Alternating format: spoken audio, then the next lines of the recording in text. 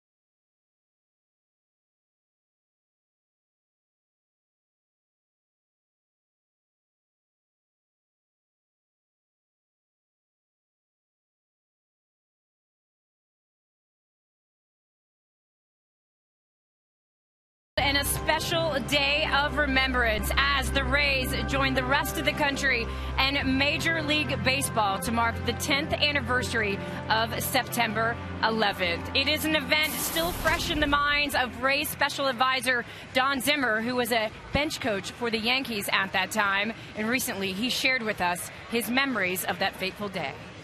I was coming down to Deegan, listening to the radio. They said, breaking news. A Cessna hit the Twin Towers. And then about 2 minutes later, they said it wasn't a Cessna. It was a big plane, and they think it was bad. I could see the black smoke, but I didn't know what it was. But they said a big plane now has hit the Twin Towers.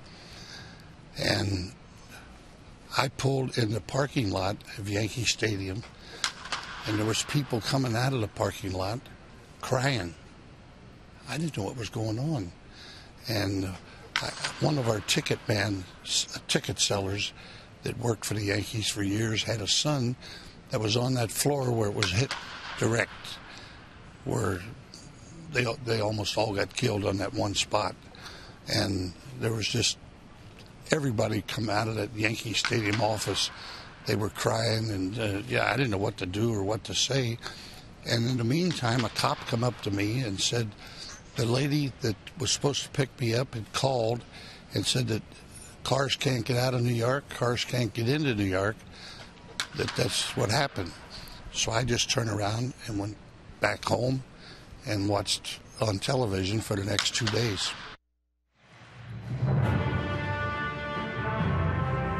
We honor our heroes, and we're ready for baseball. It's all next on Sun Sports.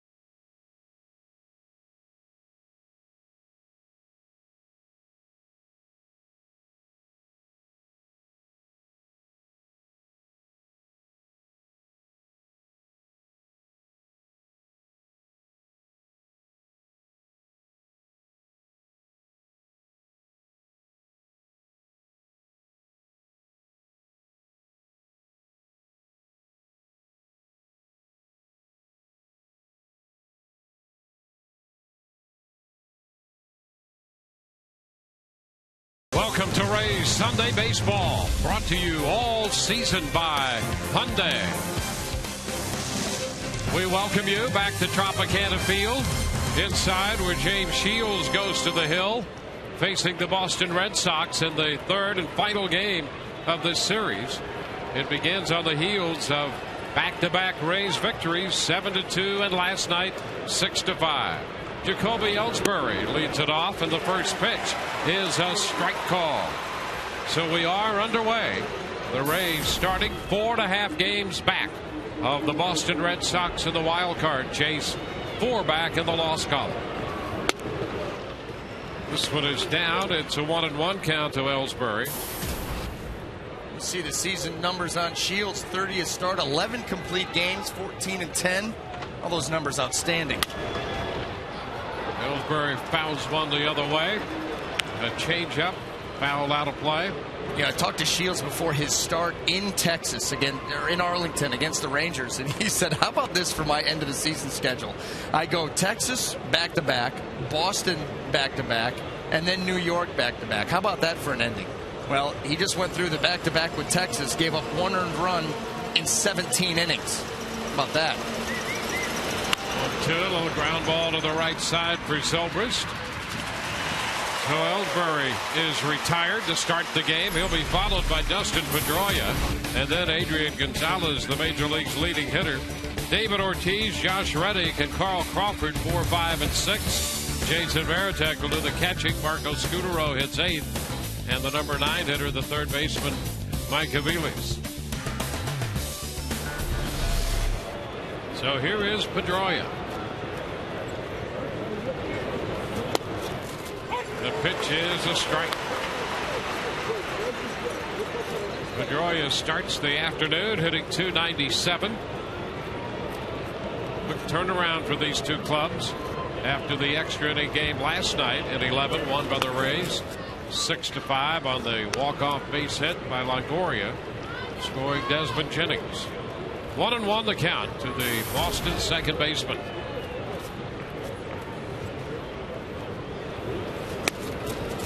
And that's a little low. 2-1.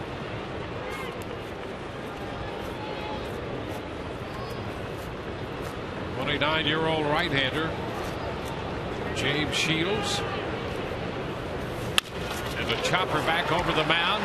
Right there is Zobrist near the bag at second, and Pedroia's out of there. Zobrist to Kochman. 2 up, 2 down. Well, let's take a quick look at the Rays defense. In the outfield, left to right, Desmond Jennings, B.J. Upton, and Brandon Guyer.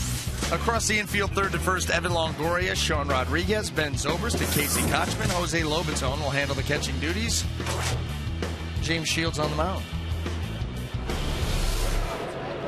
And now Adrian Gonzalez starting the afternoon at 340. And a couple of home runs against the Rays, but overall that 170 average really reflects what the Rays pitching has been able to do with Boston and this mighty offense all year, and that is keep it in check. 1 ball and no strikes. Jim Hickey has put together a good overall game plan. Obviously, it's individualized by the starters, but more than anything else, the execution has been tremendous. There's a strike, and it's 1-1. Well, that's been the story of the Rays all year. The innings, the quality innings they've received from their starting rotation.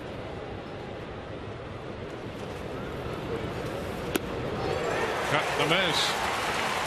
Gonzalez missing the curveball. I'll tell you, that does so much for your team, too, because when you get a guy out there pitching deep into a game, obviously he's got a better opportunity to win. He's pitching that deep because he's pitching well, and then it hides any flaws you may have in your bullpen. It really protects the bullpen, keeps their innings minimized. And Gonzalez is out on strikes. Came back with another curveball to strike him out. 1, 2, 3, go the Red Sox. Rays are coming in to hit.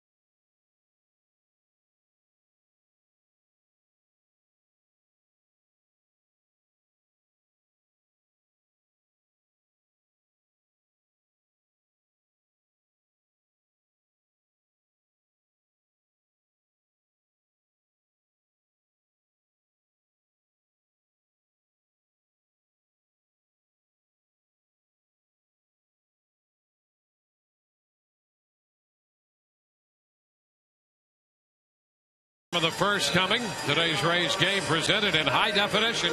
Brought to you by H.H. Gregg. Joe Madden's lineup. Desmond Jennings leads it off, followed by B.J. Upton and Evan Longoria. Ben Zobrist, the cleanup man again, hitting in front of D.H. Johnny Damon. Sean Rodriguez up in the 6th spot with Casey Kochman batting 7th. Jose Lobaton, the number 8 hitter. Brandon Guyer in right field hits 9th. Taking the mound this afternoon for the Boston Red Sox, lefty John Lester, be his 28th start of the season. You see the record, that earned run average. He's been throwing the ball very well, coming off a start against the Toronto Blue Jays. He went 7 innings, gave up no runs, struck out 11. And it goes back a little bit further than that even. His last 5 starts, he's given up 1 earned run or less in all 5. So you can imagine what those numbers look like. Well, he faces Desmond Jennings. Desmond scored the winning run last night, and he takes the first pitch running inside to him. 1 ball, no strikes. The Rays have gone 6-2 on their current homestand. The Red Sox have gone 1-5 on their road trip. And there's a base hit off the fastball. Single line end to left. Crawford returns it to the infield. Rays put the leadoff man aboard. Well, let's take a quick look at the Boston Red Sox defense. In the outfield, left to right, Carl Crawford, Jacoby Ellsbury, and Josh Reddick. Across the infield, third to first, Mike Aviles, Marco Scudero, Dustin Pedroia, Adrian Gonzalez, Jason Varitek get the call behind the plate this afternoon. B.J. Upton.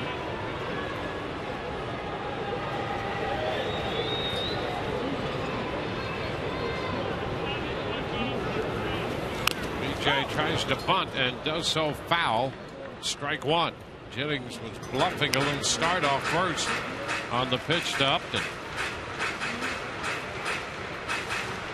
Lester, one of the truly quality starting pitchers in the American League. Oh, that little bluff there too by Jennings. There's so many possibilities with BJ and Desmond back to back in the lineup, whether it be 9-1 or 1-2. And a toss to first. He almost lobbed it right over Gonzalez's head. Isn't it funny with pitchers when they're not throwing? Well, a lot of times, even when they're just throwing the bases, when they're not on the mound, pinpoint control to the plate, they try to go half speed and lollipop one, just sails on them. Cut and a miss by Upton. And it's 0-2.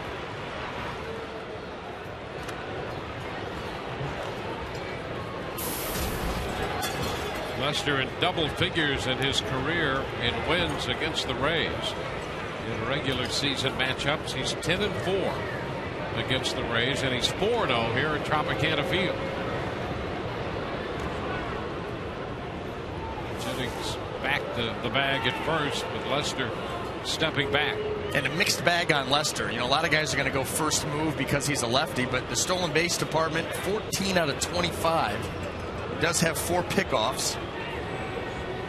Coin flip.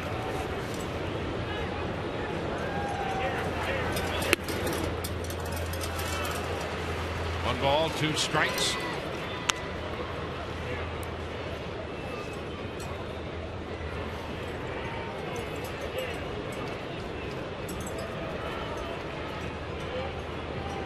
Lester coming off another good outing against the Toronto Blue Jays, one of the string of very good starts that you referenced earlier he's put together for Boston. The Red Sox have really been hit by injury and a measure of fatigue, it would seem. And Lester, their lone starter, standing out there healthy. Ground ball. Shortstop, Scudero's throw to first. Not in time. Scudero could not get the ball across. It was slowly hit, and with Upton's speed, he beat the play. Jennings moves into second. Now this ball pounded right into the ground, and BJ's going. Nothing you can do. Tell you what, you get those two guys at the top of the order going hard all the time. Interesting possibility. Yeah, I mean, there's a lot that you can do there. I mean, that was just not a routine ground ball because it was slowly hit. But even so, shortstop comes in, makes a play throw, and just cannot beat. There's not enough time. Here's Evan Longoria.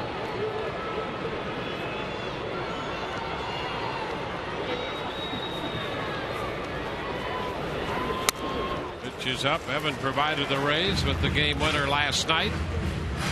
Their 8th win against Boston. They're 8-5 against the Red Sox. And the Red Sox, as you were talking about John Lester, their lone healthy starter who's been very, very good this year. How much do you think they're banking on him today with what's happened the first 2? Yeah, they dearly need an outstanding performance from Lester. And on the flip side, the Rays putting their first 2 runners aboard here after a quick 1-2-3 from James Shields, who can just suck the life out of this Boston team. And they can put something together here, score a couple runs in the first. Evan tracks this one wide. 2 balls, no strikes. You because you get the feeling that right now Boston's just trying to hold on and get out of here with some semblance of a good feeling.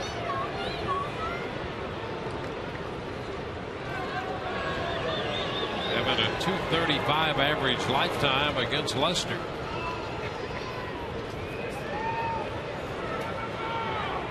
Eight hits, including a home run.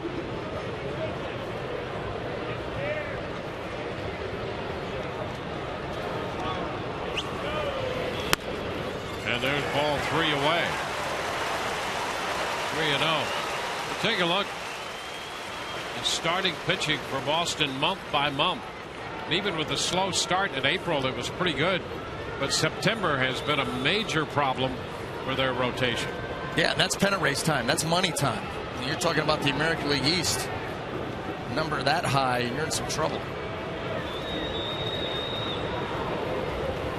And ball 4. So he stays away from Longoria. That loads the bases for Ben Zobrist. 2 singles and a walk. And Zobrist has a chance to do some damage early. Boy, the Rays last night had a chance for a big first inning. They settled for 1. Went on to win it in extra innings. And here's another opportunity to strike early and in a big way.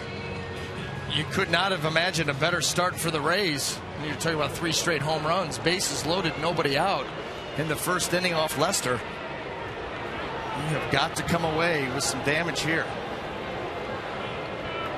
Zobrist hitting .271, .298 against lefties. And the pitch, he takes that one away. A fastball. 1-0. At the same spot where Leicester missed to Longoria.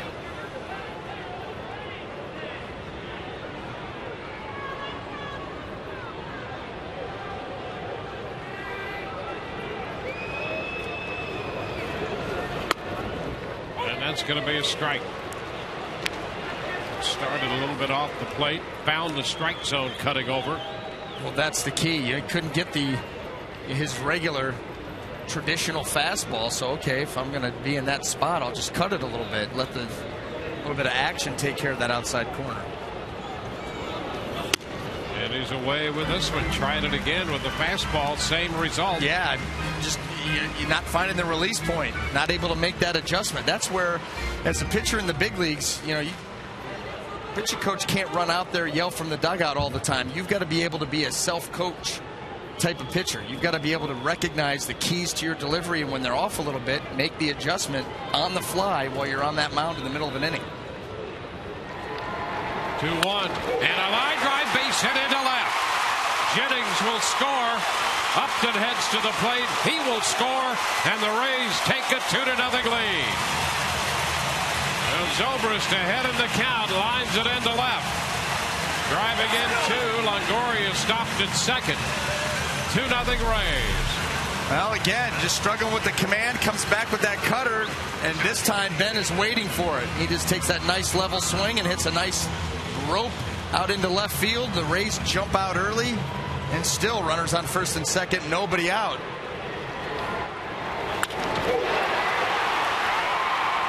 Foley had him going the whole way. Easy. Now Johnny Damon. Damon pops it up. It's a foul ball back and going to be out of play. Strike 1.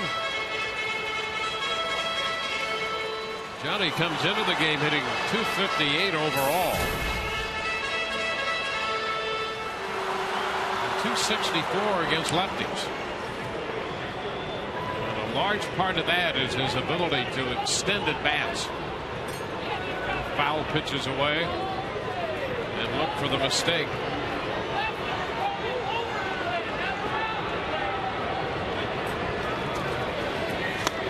It's inside. 1-1. Still nobody out with men at first and second. And good numbers for Damon against Leicester as lefties stack up. .296.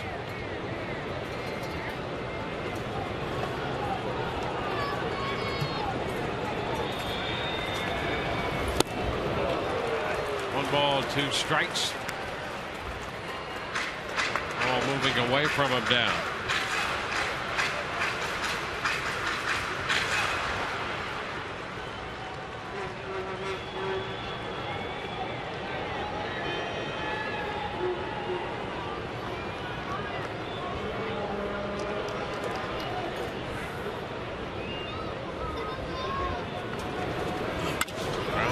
That's a foul ball just outside of first. Well, today's game is available in Espanol via SAP, brought to you by Commemorating Healthcare of Florida. There it is. Jennings and Upton have scored in the first. Longoria is at second. Zobrist at first base.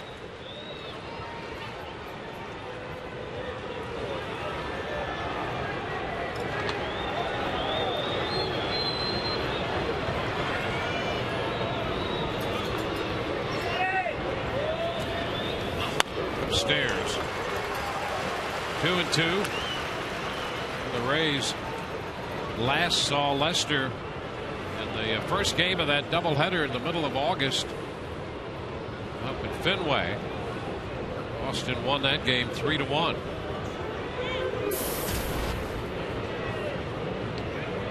Two balls, 2 strikes.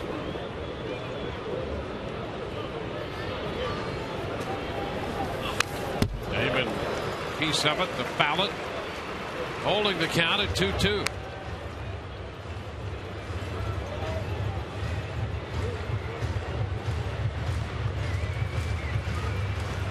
You've got John Lester having to work very hard in this first inning. He's already right about that 20 pitch mark. Still hasn't recorded an out. Giving up a couple of runs. 2-2, and that's low. Tried the cutter, and Damon would not bite. 3-2. Now Johnny did a nice job in the previous pitch extending the at-bat with just that little swing and a tough fastball away from him to foul it off. And it gets the count back to full and forces Lester to have to come back into the zone where he's seen all his pitches. A turn, but nothing doing back at second where Longoria retreats to the bag. Just trying to catch the Rays. Runner is getting a little anxious there. Maybe they're going to send him on a full count. 3-2. Broken back ground ball second. Pedroia will get the tag, and that's it. Pedroia thought about trying to go to first, but a good job by Zobrist to make Pedroia come and get him, and that took enough time to give Damon first base. Well, the Rays weren't able to capitalize on it last night, but it's very similar. Evan Longoria going hard in a play last night right here. Ben, if Pedroia could tag him right now and make the throw, he'll get the double play. And even by going down, you force Pedroia to have to reach. And once you reach to tag a guy laying on the ground, where are you? You're in no position to throw over to first base. That was done nicely, not only in starting to back up towards first, but by going down to the ground and forcing the reach tag. First and third with one out for Sean Rodriguez. Sean hitting 6th in the Rays lineup, hitting .264 off left-handed pitching. And he shoots one foul, bouncing it outside the third base bag.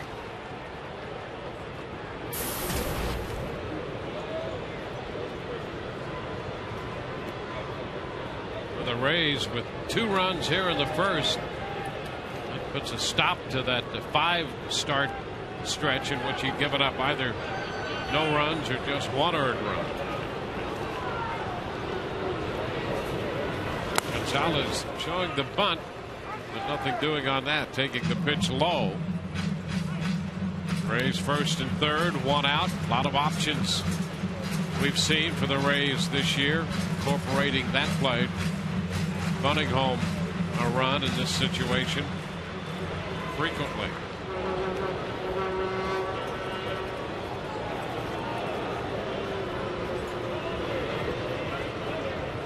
Ball, 1 strike.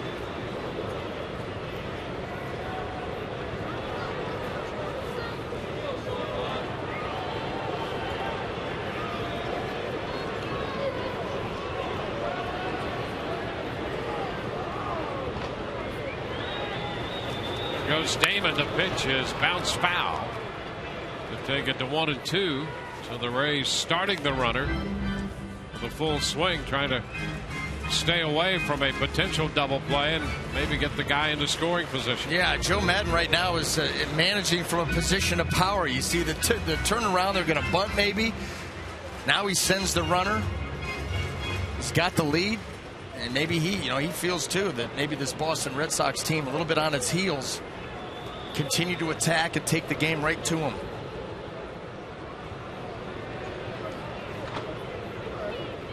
The 1-2 upstairs. 2 balls, 2 strikes. Even if you're a Boston defender in that infield, the Rays don't do anything right there. It's just but your mind is racing. What's next?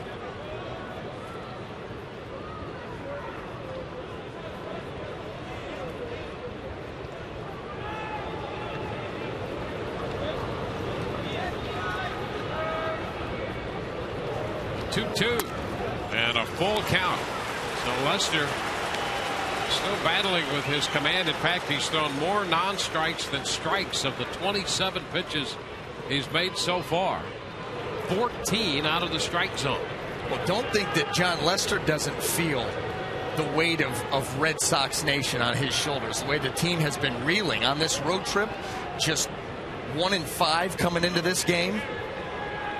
Feels like he's got to carry him right now, I'm sure. And a foul ball again with Damon on the move off first. Rodriguez will see another 3-2 pitch. Jennings opened with a base hit. Upton reached on the infield hit. Longoria walked, and Zobrist singled home 2. And tagged out on the fielder's choice hit by Damon, with Longoria going to third. So it's first and third, the full count to Sean Rodriguez.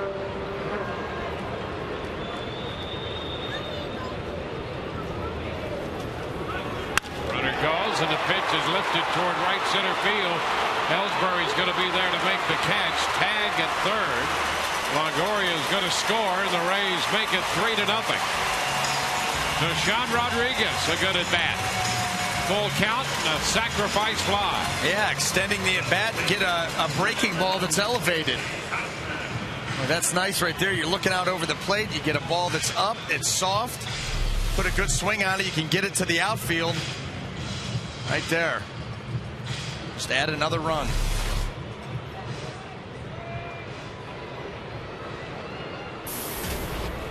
So Damon's at first with 2 outs, 3 runs home. And here is Casey Kochman. Casey hitting .314.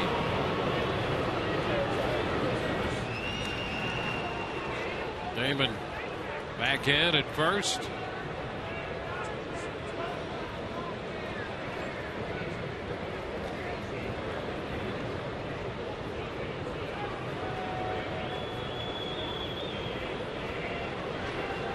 Casey hitting .300 even against lefties. Pitch is upstairs, a fastball. 1-0. Kochman's done a nice job of hitting the ball the other way against lefties, and on occasion surprising them. And he'll pull the ball. He makes contact all over the field, especially against left-handed pitching. That's a strike, and it's 1-1. You figure so many lefty on lefty, you're working them down and away. So if you're going to be a guy who faces a lot of left-handed pitching as a left-handed hitter, if you don't hit the ball the other way, you're going to become an easy out real quick. So much of the game plan for lefty on lefty is geared towards the outside corner. Down and away. 2 balls and a strike.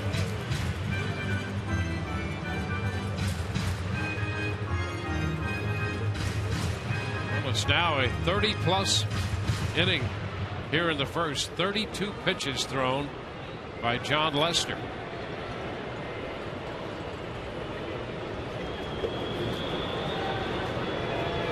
And the first again back in Johnny Damon. That's the other thing, these good at bats to work the count, to run that pitch count up, because the Boston bullpen has some challenges as well right now. Yeah, how are you going to piece that together if they're able to get John Lester out of this game early? That will be a huge challenge for Terry Francona. Long way before that happens, but I'll tell you something else you've done is John Lester, just to minimize the damage in this inning, has had to empty the arsenal. He's got nothing left to hide. He's thrown it all. He's thrown it to all the locations, just trying to get out of the first inning. And a lob over to first. David back in. 3 runs, 3 hits in the first.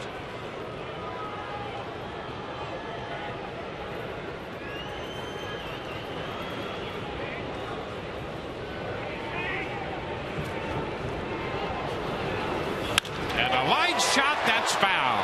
Hit hard, but foul, and it winds up beyond the bullpen. We'll take the count to 2-2.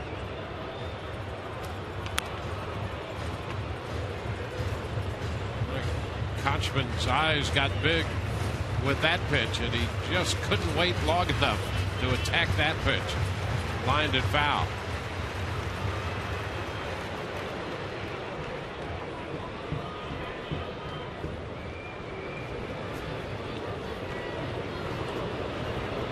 Two and two now.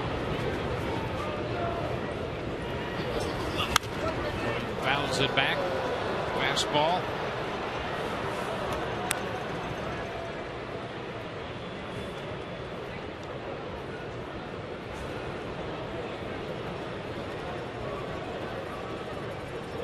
Lester pitched 7 shutout innings against Toronto his last time. Struck out 11 and walked 1. Made exactly 100 pitches in that 7-inning stint. It's a foul ball. Now the Rays put the first 2 men on via hits. And then Longoria walked. Zobrist singled home 2. Damon worked a full count and an 8-pitch at bat. Sean Rodriguez went to a full count on a 7-pitch at bat. 2-2 here to Kochman, and this will be the 7th pitch coming to him.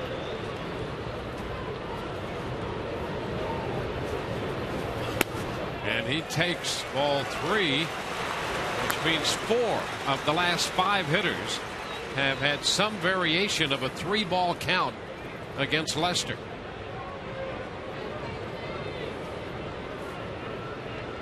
"36 pitches so far here in the first for the Boston left-hander.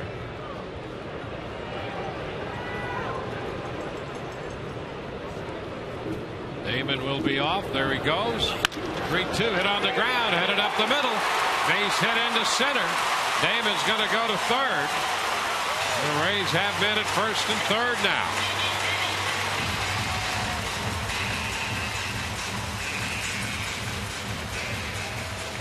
Kurt Young, the pitching coach, is going to go out, and for no other reason, just to give Lester a chance to take a couple of deep breaths here.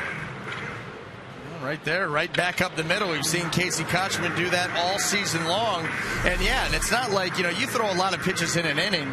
That's one thing. But these have all been high-intensity pitches. What was the second, third pitch of the game was lined into left field, and all of a sudden you're out of the stretch. You're already working under duress.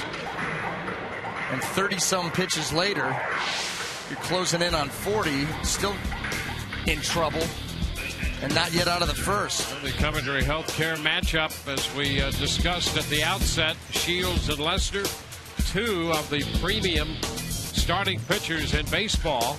Shields had a 1-2-3 first, and the Rays have pushed Lester here in the bottom of the first. 37 pitches and 3 runs worth. Here's Jose Lobaton. Lobaton, hitting right-handed, takes a pitch inside. 1 ball to no strikes.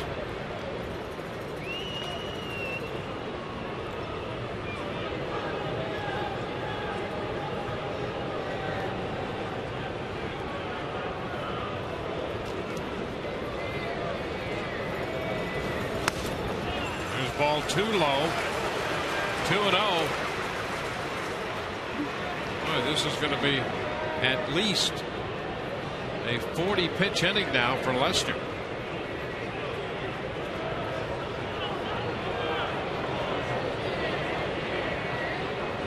Baton, the 8th place hitter in the Rays lineup. And he takes a strike, dropped by Varitek. 2-1.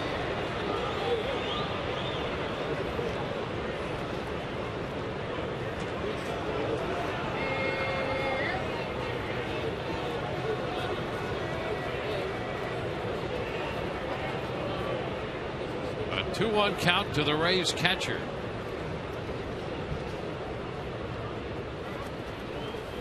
And a big cut and a miss. A cut fastball coming in, and that evens the count at 2-2. Lester struggling with his command here in the first inning. Has made 41 pitches. His shortest outing ever is 2 innings. That was in August of last year against Toronto. Ground ball foul. Tom Foley with the pickup. And now it's to the point where even a foul ball to extend this first inning, they become important as that pitch count mounts. You're getting up into over 40 now. How long can you expect to go? I mean, you could get really even. Well, he made 100 pitches total for 7 shutout innings in his last outing. There you go. And with 11 strikeouts. 2-2. Swung out of the ground ball to short. Scudero is going to take it to first. Lobaton is out. That retires the side. But the Rays come up with 3 runs in the inning. They strand 2. Zobrist drove in a couple with a base hit. Sean Rodriguez drove in 1 with a fly ball to center, and it's 3-0 Rays.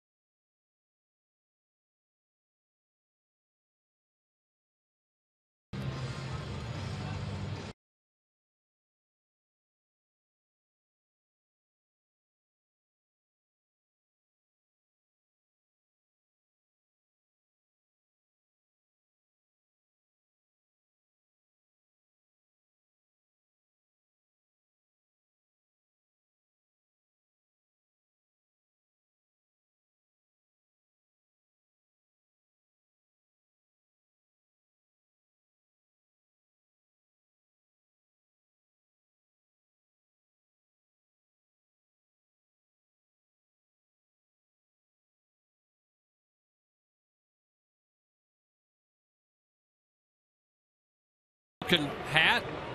You place the T there in front of that B. Go Rays. Some enterprising Rays fans right there. That might be the sign of the year. Some Rays ingenuity at work. David Ortiz to start the second. Pitch is outside from Shields. Ortiz, Reddick, and then Crawford.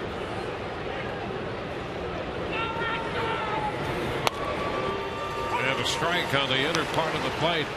Boy, you talk about a different feeling for Shields. He has struggled to get run support all year, and all of a sudden he goes to the mound in the second inning and he has a 3-run lead. And you wondered how sharp Shields would be coming out. You sit down for a half hour after getting loose, going right to the mound, having a quick 1-2-3 inning, and then sit for a half hour. He may go back up in that cage and throw a few balls just to stay loose. And Ortiz is out on strikes. And he's definitely sharp. Well, he tried to check and could not on the change. Here it is. Well, that's the thing. You get behind Shields. You know the changeup's coming. A lot of times you can't do anything about it. You got to protect against everything, and just too far, and he knows it.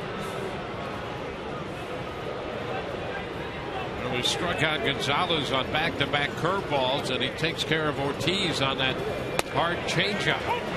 There's a fastball, strike one to Josh Reddick.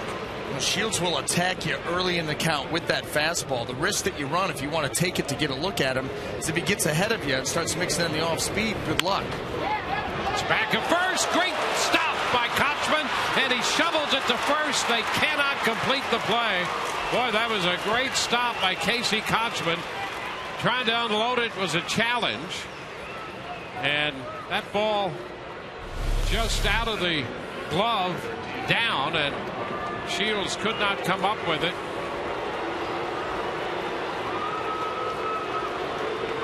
So Reddick is aboard, and Kochman takes a little time to gather himself after that great effort.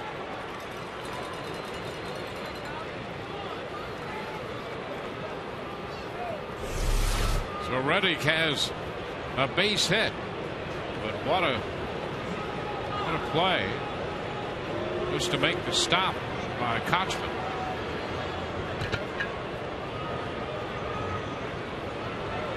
Here's Carl Crawford. The pitch is in to Crawford, a fastball. 1-0. Crawford coming in at 250. Had a double last night and 5 trips to the plate. 1 for 3 here on Friday night.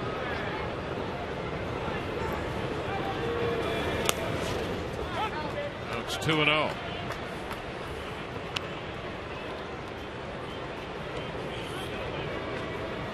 Shields has put 3 very good starts together in a row against Toronto and twice against Texas. Ground ball right side. That's going to go through. Base hit. Reddick will stop at second base. Crawford ahead in the count. Singles. Well, this is just a reminder to look for the Miller Lite Taste Greatness moment later in today's game.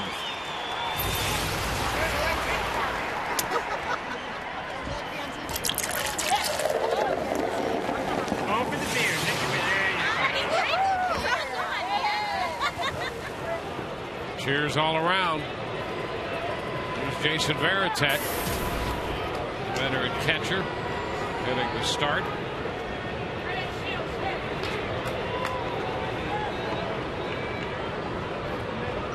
Varitek hitting .233. He's had 11 homers this year. He takes a strike.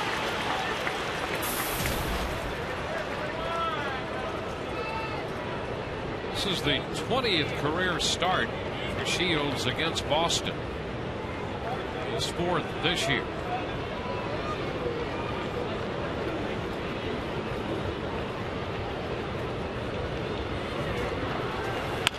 And a little ground ball to second. Zobrist to Rodriguez. 1, first base 2. He threw him a curveball, got a weak little ground ball, and with the catcher running, the Rays turned it into 2. Zobrist, Rodriguez to Kochman. 4-6-3 and out. 2 hits and a man left, and the Rays lead 3-0.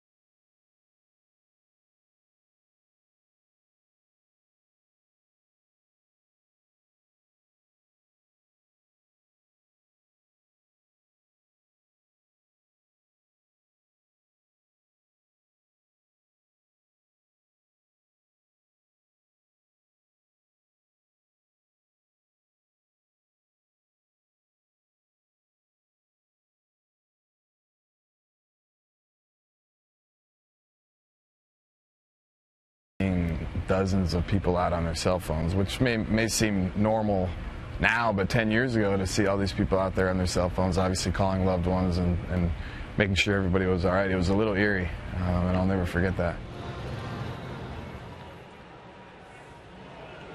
The Rays in baseball marking the 10th anniversary of the terrorist attack of September 11th, 2001. Brandon Guyer leads off the bottom of the second. First pitch is a low fastball. When Lester was out there almost 30 minutes. In the bottom of the first, he made 43 pitches. Now Guyer's ahead of him. 2 balls, no strikes.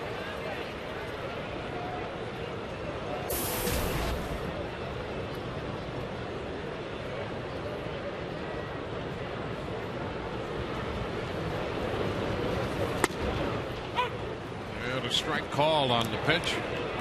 Fastball that caught the outer part of the plate. 2-1.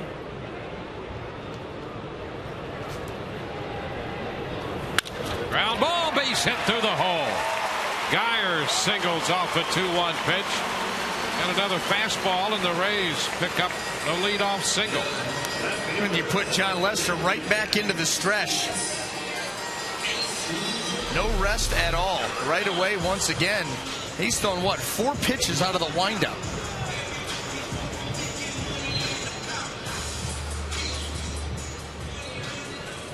Guyer's aboard to start the second for the Rays, and here's the top of the order.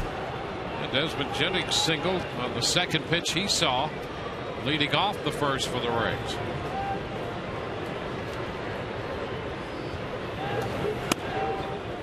Takes a look at it low. And this is a tough assignment here too, because all those pitches in the first, very little rest before you go right back out there. You go right back to the stretch, and oh, by the way, you're right back to the top of the order.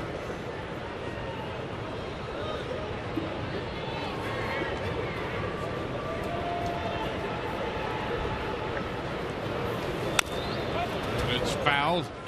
Yeah, and this is the guy, because of the state of their rotation, they really count on, and he has come through for them. In fact, since 2008, he has the highest winning percentage in the American League. He's just been that good for this club. When you talked about it, you know, even his last 5 starts, he's been not just good, he's been dominant when they've really needed him. Jennings fouls it. That's out of play. 1-2. So far here, just a little bit different story.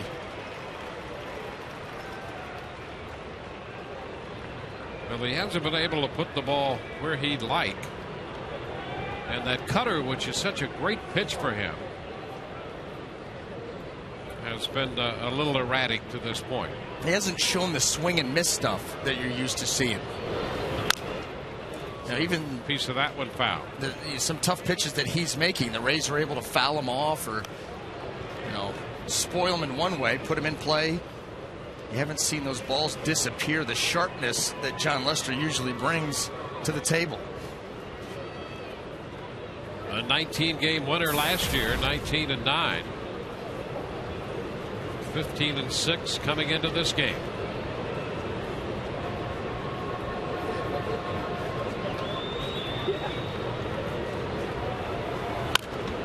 Jennings fouls this one, and again, with all of the foul balls the Rays have put into play, they continue to push that pitch count up.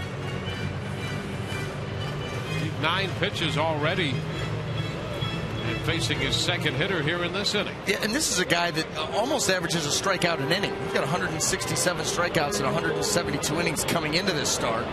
But you see those pitches, that ball down and in. Desmond able to just foul it off and buy himself another. There goes Guyer, and the pitch is fouled back, a fastball, and he fouled that one. Yeah, I mean, how many pitches with 2 strikes, away, in, on his hands? And you've seen a number of Rays hitters, and that's frustrating to a pitcher, because you stand out there and you start to say, okay, what do I have? I threw the guy the cutter, he fouled it off his hands. I went heater away, up, he fouled it off. I go slider, curveball, they're getting a piece of it. Now, what in the world can I go with to get this guy? That's what's ranking through your mind. Gets frustrated. 1-2, and there's a soft liner down the left field line. It's going to be a foul ball. Just out of the reach of Crawford.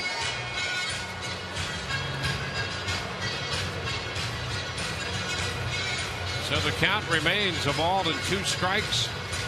But here we are. It's going to be at least an 8-pitch at bat. The count's 1-2. Another curveball. He's thrown them all. I mean, the fastball, the cutter. I don't know if he's seen the changeup yet, but he has fouled off everything. Almost got that ball into play. Would have been probably a double at least. He's over halfway to 100 pitches. There's nobody out in the second inning. I mean, even if he figured it out right now and just everything clicked, how long could you go? Yep. Could you get 4 or 5 out of him? I mean, that's what you're looking at. Even if he figured it all out right now.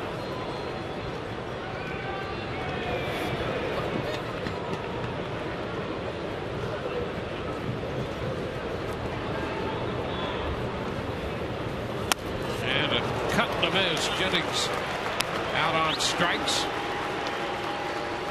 It's the first strikeout for Lester.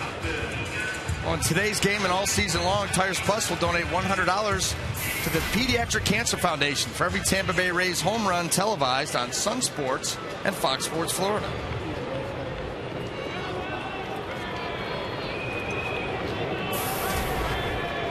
There's B.J. Upton. B.J. reached on the infield single his first time.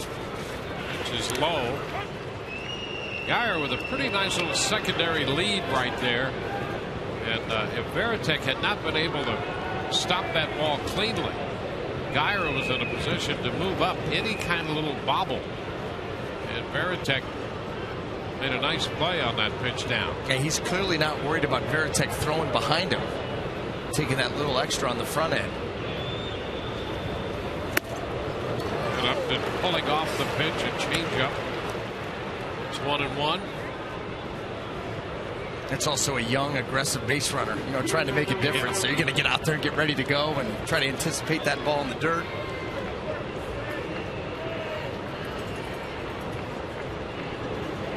Ball 1 strike. Well, that's something the Rays and Joe Madden emphasize. The pitch is down. 2-1.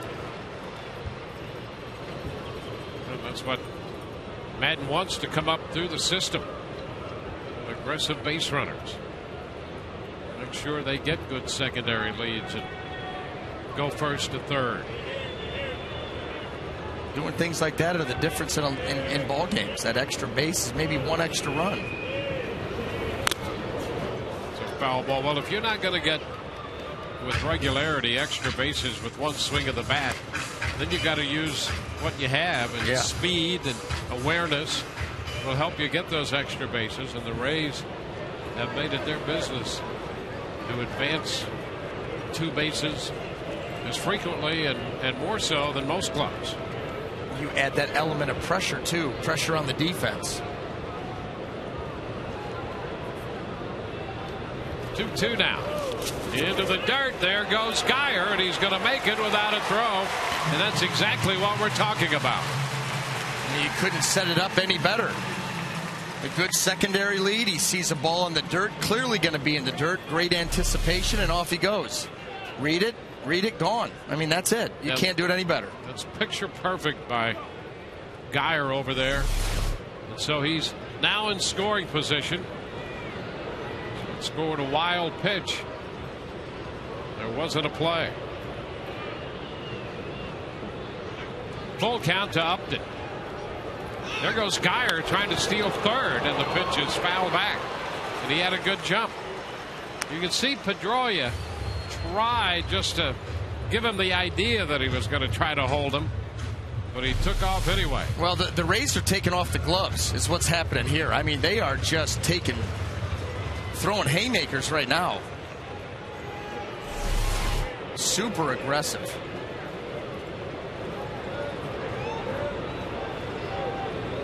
That is the time to run too. 1 out. So another 3-2 pitch.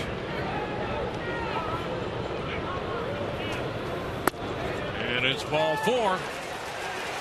The Rays have 2 men on. Lester asking Dubuque where the pitch was, and he said it was inside. So first and second.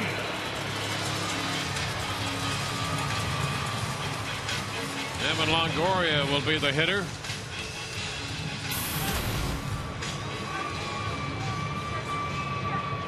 Three pitches in the first inning. His first pitch to Longoria will be number 20 of this inning. 2 on, 1 out.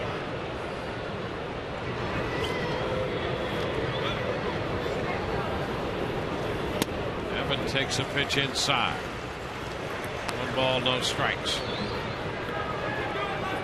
Well, this is not what the Red Sox manager Terry Francona, pitching coach Kurt Young we're looking for today.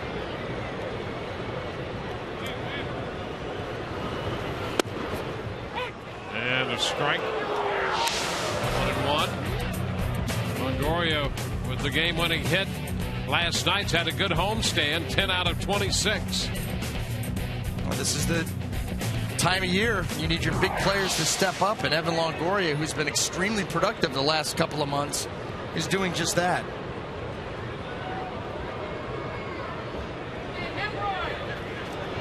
The 1-1. Cut and a miss. Got him out in front. From a high changeup. Count is 1 ball, 2 strikes.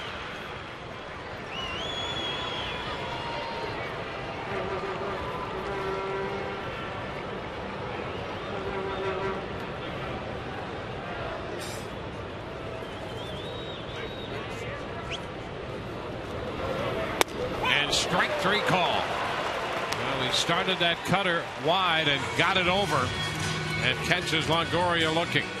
Yeah, that was just a perfect pitch by Lester. Set up nicely, and that ball just catching the edge. Hitter gives up on it away. That last little cut, and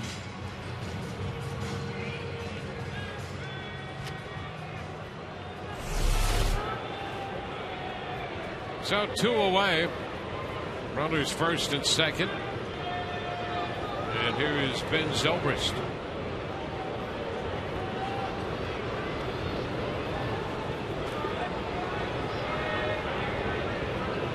Turn, nothing doing back at second. Ben drove in 2 runs in the first. The Rays threatened in the second.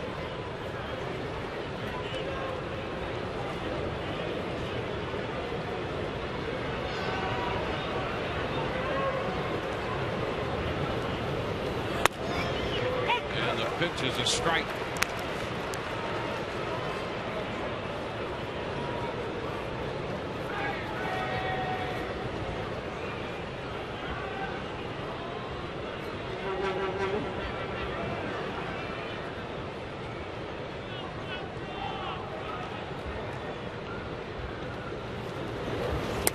Cut and a miss. Zobrist down in the count. Lester, the last 3 or 4 pitches, has made some pretty good pitches now.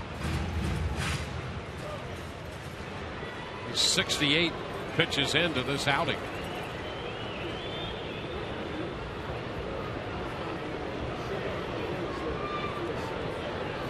Upton first, Geyer second.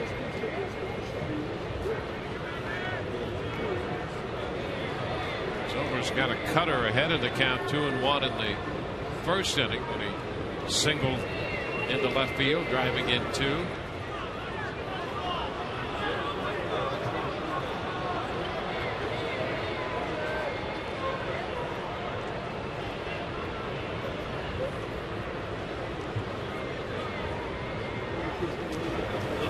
Zobrist pops it up. High fly down the left side, foul. Crawford just across the line is there to make the catch. That retires the side. Rays threaten, do not score, and lead 3-0.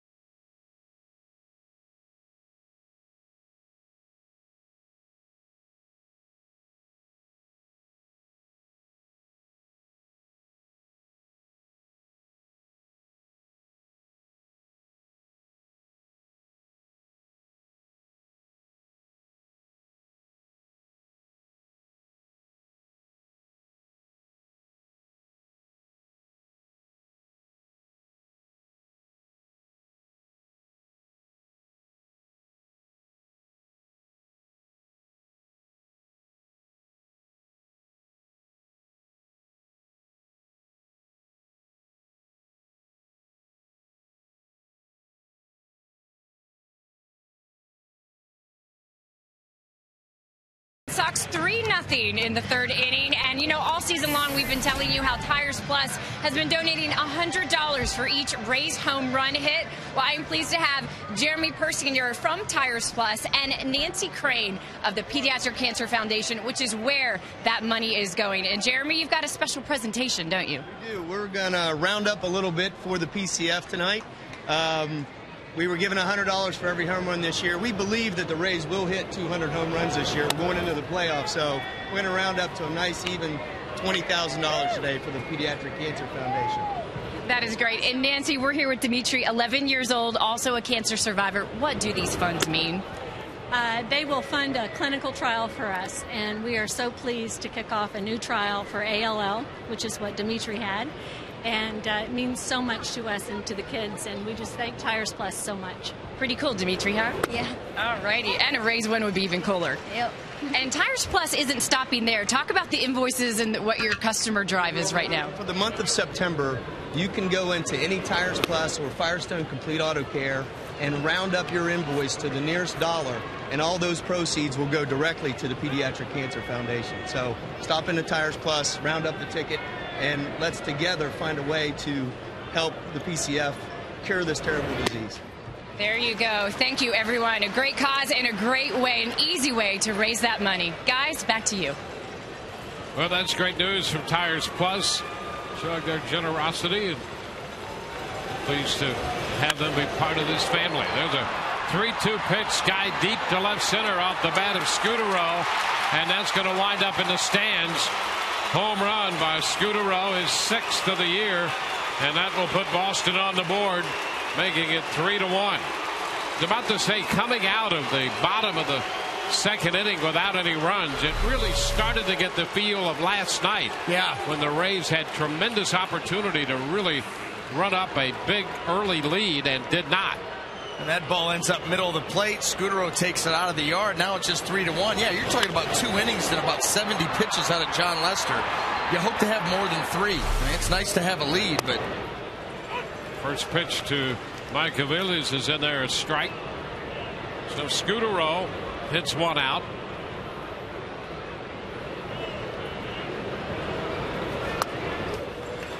Strike 2 on a curveball. Aviles coming over from Kansas City, hitting .245 for the year. And he punches it toward the middle. Rodriguez makes the stop, but there's no play. Sean got over there to glove it, but was not in a position to make a throw. And Aviles has an infield hit. That was a little like a little cue shot. James Shields absolutely disgusted right now. The ball breaking away off the end of the bat. Not hit particularly hard. That's what allowed Rodriguez to get there, but you combine the dive with the speed of the ground ball, no chance to get Aviles.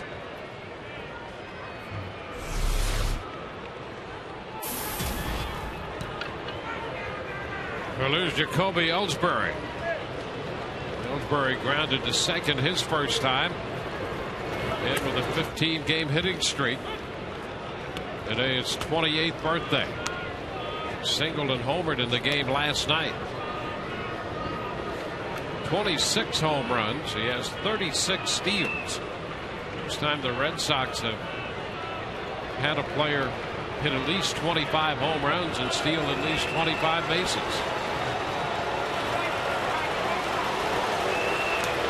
This one is low. 2-0.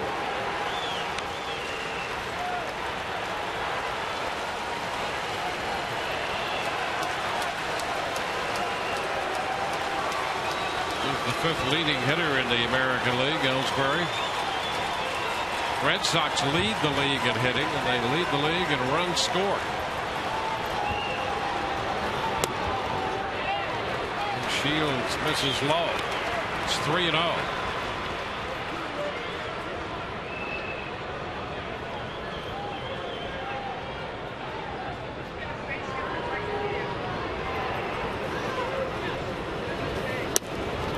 Ball 4. So following Scudero's home run, the infield hit, and now a walk. Jim Hickey, the Rays pitching coach, heads to the mound. Well, celebrate that special occasion by purchasing a game-used lineup card, a base, a baseball, or maybe some other autograph items from your favorite Ray. These one-of-a-kind items can be purchased at raysbaseball.com/gameday or at the team store at Tropicana Field. Rays with big conference going out there on the hill, and Dana DeMuth moves out to try to push it along.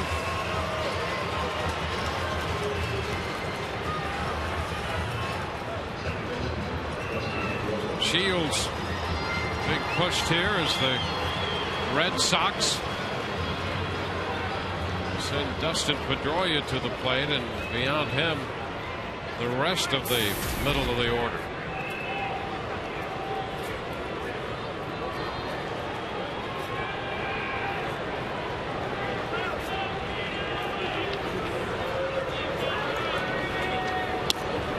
There's a curveball. He drops it in for strike one. You could see him really make a point of trying to get over that curveball.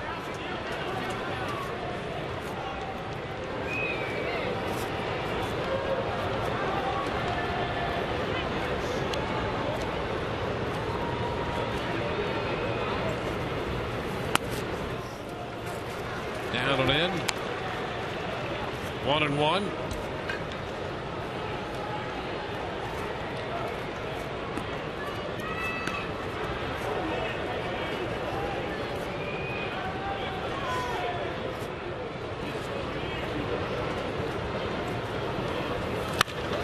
Shot, that's going to be foul. The count goes to 1-2. You know, the Red Sox came out, they were fairly aggressive, but they've shown some signs here in the third of throttling that back a little bit. Dana DeMuth has a history of a smaller strike zone, and if that's the case, you can afford to throttle that back a little bit.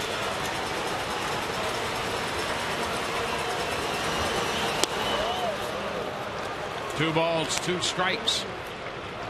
And you've got to gauge how he's going to be calling it and how sharp Shields is too, because he's the type of pitcher that these hitters know if you let James Shields dictate the tempo and get ahead of you, lights out. Lights out. His batting average against with two strikes is minuscule. He doesn't give up anything, and he has been known. I mean, strike one, strike two, and then, you know, let me see how many pitches you can lay off before you eventually chase one. Yeah, and I think their approach has changed just a little bit here in the third inning. Well, they've got to try. They've got to try to do something. They're going to continue to be aggressive with him. And getting them out. It's a chopper foul. They've seen what the Rays have done to John Lester, fouling off pitches, spoiling them, running up the pitch count. You know, it's almost like you're getting into that mode where you take a strike, force him to throw it over the plate. Now, like I said, the risk in that, he gets ahead. Yeah, and you have to believe there's conversation in the dugout. Lester making all these pitches and the Rays extending counts. That's a liner foul out of play. So the Red Sox doing some of that here in the third. Almost like a favor to Lester, too, trying to give him a break. You know, you go out there and Shields can have a 5 or 6 pitch inning real quick.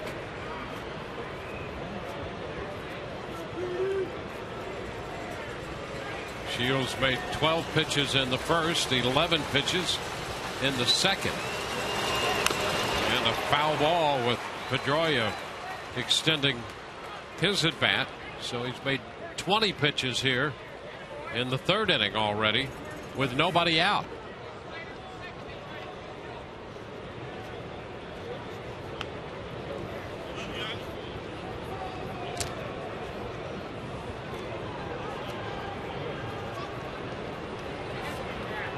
Adrian Gonzalez is on deck.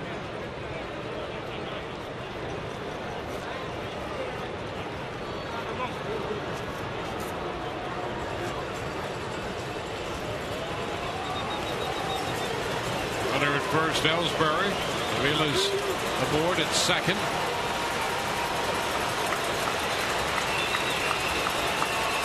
Two. And a swing and a miss. He got him on a curveball. Pedroia down swinging. Strikeout number 3 for Shields. Well, you see the spray chart working him all over the place, and here he goes below the zone. A good curveball. Pedroia right over the top of it. Pedroia really did go down swinging, down to one knee, missing the curveball.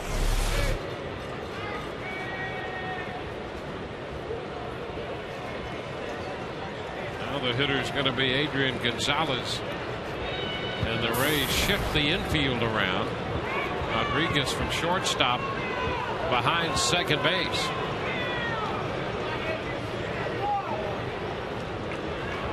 Shields got Gonzalez on back-to-back curveballs in the first inning. Starts him with one here in the third and misses, ball one.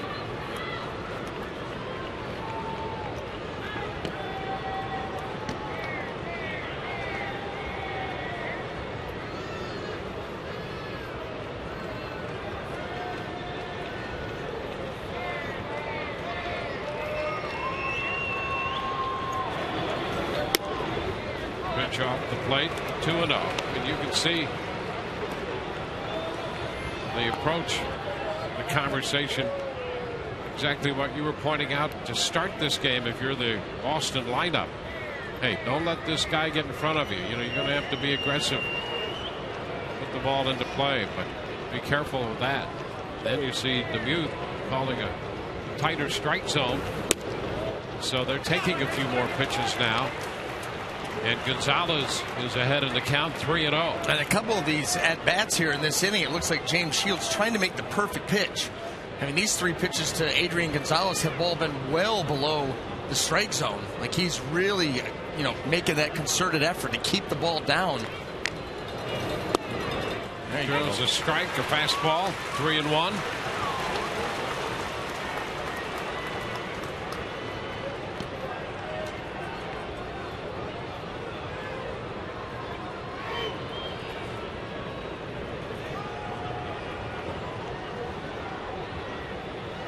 Top of the third, 2-run ball game. And ball 4 is outside. So that's going to load the bases. Aviles goes to third. Ellsbury to second. Gonzalez to first on the walk. They are loaded for David Ortiz.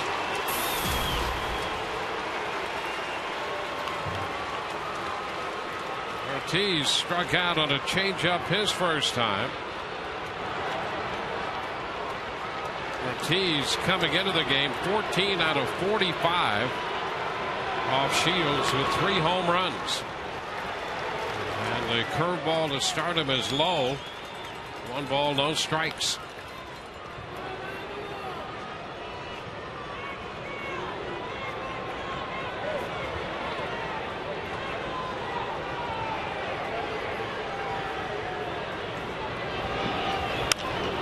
It's a pop fly, not too deep to left. Jennings to make the catch. There will be no attempt to score as the throw comes through on 1 hop, and the bases are still loaded. That's a huge out right there for Shields. This ball just too high and not very deep.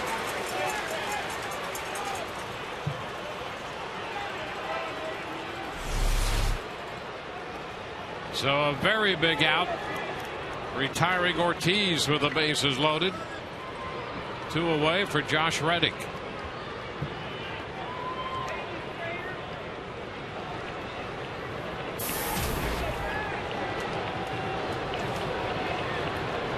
Reddick had the base hit his first time up there. He's now 3 for 7 against Shields.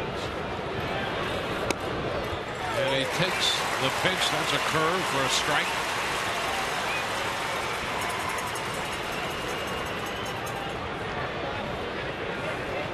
Reddick's been getting a lot of playing time in right field.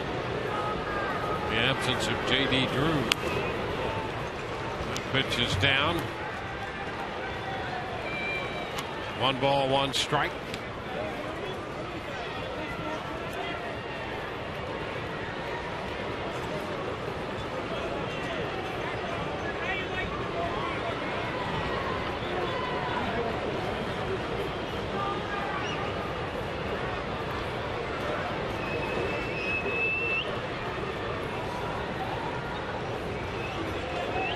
Run home with the bases loaded. 1-1 pitch. Down and in. 2 balls and a strike.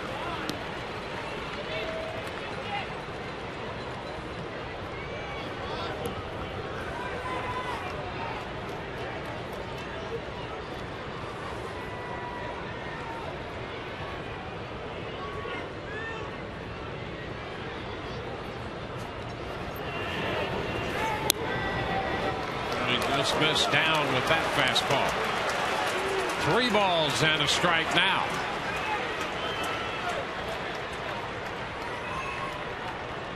Shields allowing a home run, a single, and 2 walks in the inning. And behind Redding. 3-1.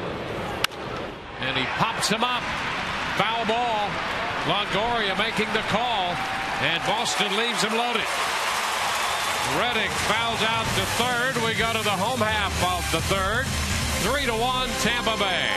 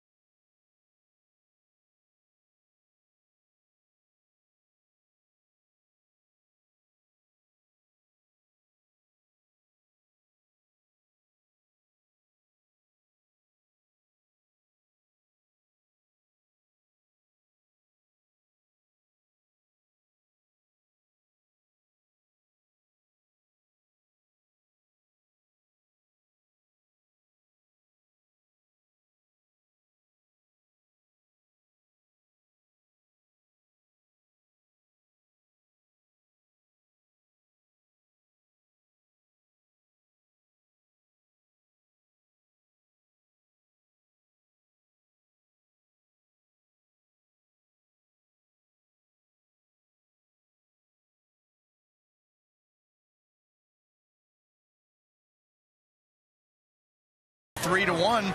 Well, here's this afternoon's text poll brought to you by AutoWay. Text your vote 789-789. Standard message and data rates apply. Johnny Damon takes the first pitch, bottom of the third underway, and that's a strike. And there you go.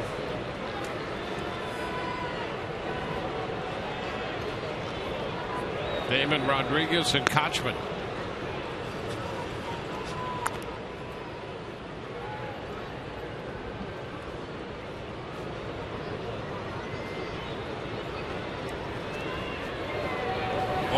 Damon takes ball 2.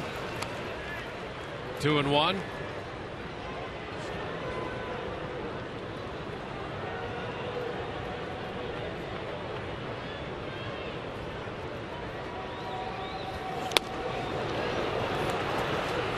Two and 2.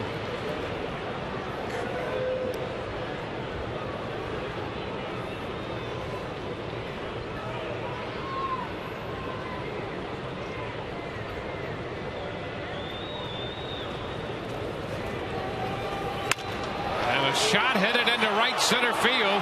Reddick on the run, can't get it off the wall. The carom to Ellsbury. Damon heads for third. The throw is not in time. 3 bases for Johnny Damon. Damon put on the afterburners. His 7th triple of the year off the wall in right center field. Well, once again, you're seeing a team that has come ready to play. I mean, just aggressive in all facets of the game. Off the wall, most guys would take their double and be happy with it. Johnny Damon knows that ball goes into the glove of Ellsbury. They're going to test his arm and that of the relay man. He makes it in. Runner on third, nobody out, looking to get that run back. So here's Sean Rodriguez, and the infield comes up. Sean drove in a run with a fly ball his first time. And he fouls this one out of play. An opening fastball, strike one. And you don't have the benefit at home of having cameras everywhere, but when you look out from the booth and you see some of the body language going out there in the Boston Red Sox, this looks like a team just, they're not ready to play like the Rays are ready to play. That's just the bottom line. One strike to count. And a foul ball. Well, they have a day off tomorrow, and in many respects it appears that they're really playing to get to the off day. That's it. I mean, you can see just the frustration mounting. 0-2 the count.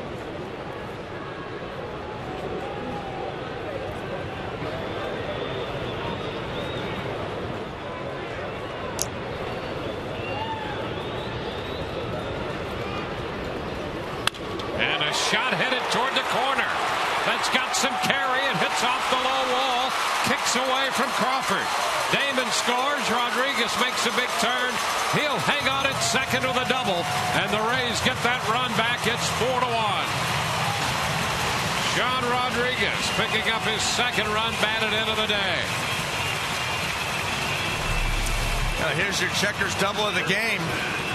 Hanging breaking ball, and Rodriguez loving that ball coming back in towards him. Hammers this. Couple of feet from getting out of the yard. That low wall out and left. The Rays answer quickly. Crawford had to chase it along the base of the wall. Now Casey Kochman is the hitter. Sean's 20th double of the year. Kochman swings and misses.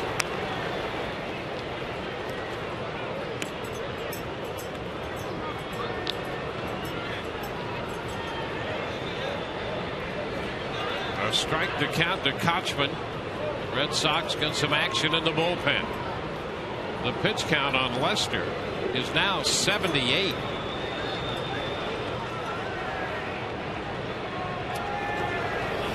And a chopper right side. Pedroia takes it to first. Over to third goes Rodriguez. He'll be there with one out.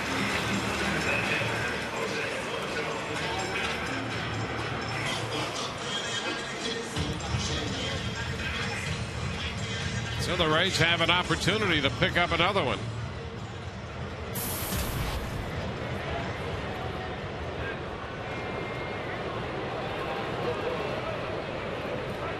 Jose Lobaton grounded to the shortstop his first time. Still looking to pick up his first run batted in as a Ray. And a check swing foul ball out of play back at the first base dugout.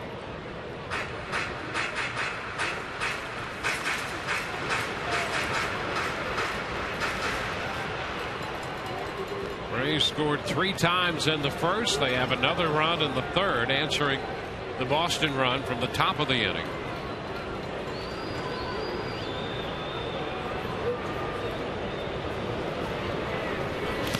Down and in, blocked by Varitek. It's 1-1.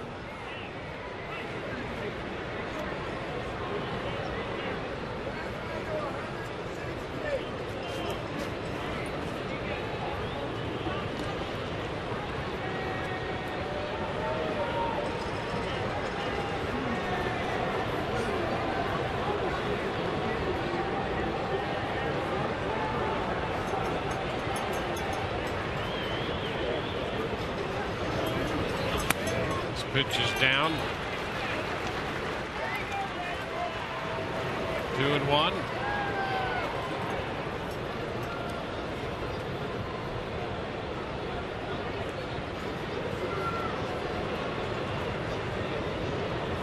Infield close with one out. Man at third. And a little popper into shallow right. Reddick coming on. He makes the catch and the tag to draw the throw. Rodriguez started down the line a few steps and stopped. Lobaton is out number 2.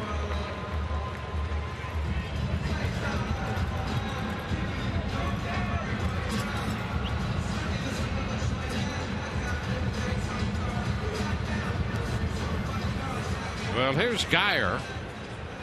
Brandon single into left in the second inning.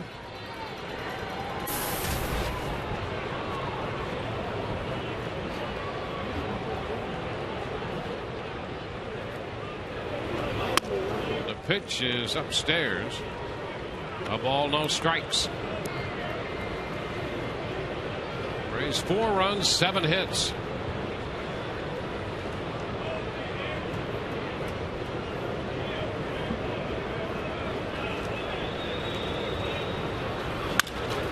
Tap left side. Scudero picks it up and to throw to first in time to retire the side. Rays pick up a run. We're through 3 and it's 4-1 Tampa Bay.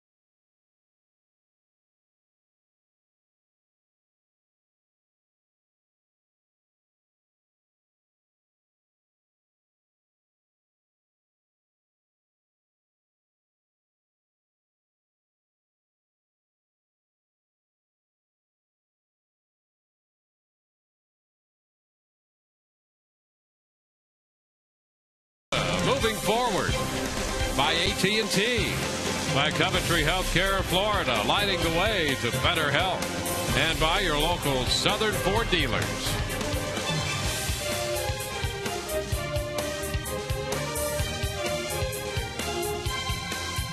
Rays and the Red Sox moving into the 4th. Carl Crawford leads it off, and he takes a fastball for a strike.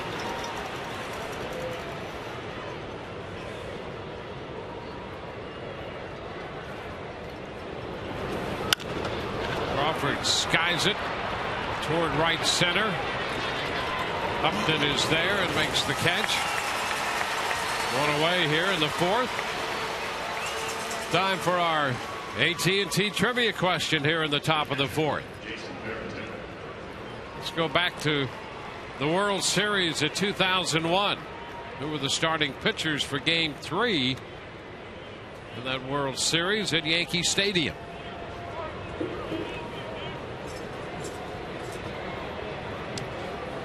Jason Varitek up here now. Got a big hopper with all of those quizzes in there. We just stick our hands in there and pull one out.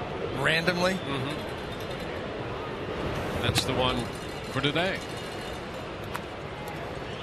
1-0 the count. Varitek hit into a 4-6-3 double play his first time. And a strike called at the knees. Now 1-1.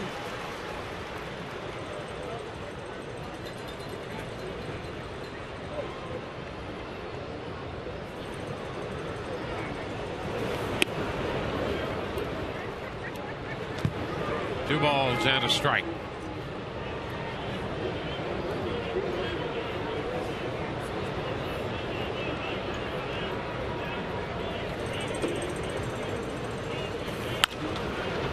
chop foul off the stands, back of first.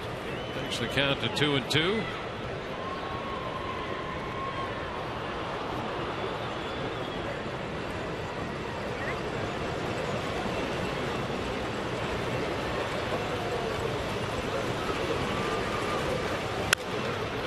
Fly ball left field.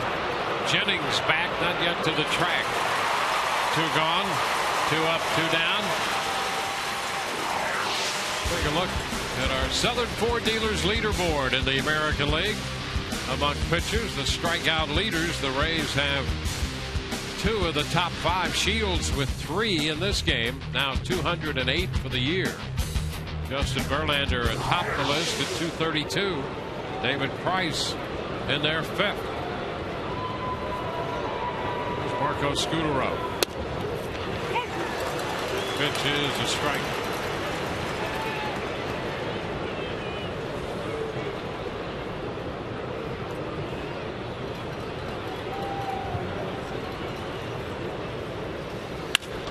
Fly ball the opposite way. Geyer back is in line and makes the catch. Scutaro out. 1-2-3 go the Red Sox. 4-1 Rays.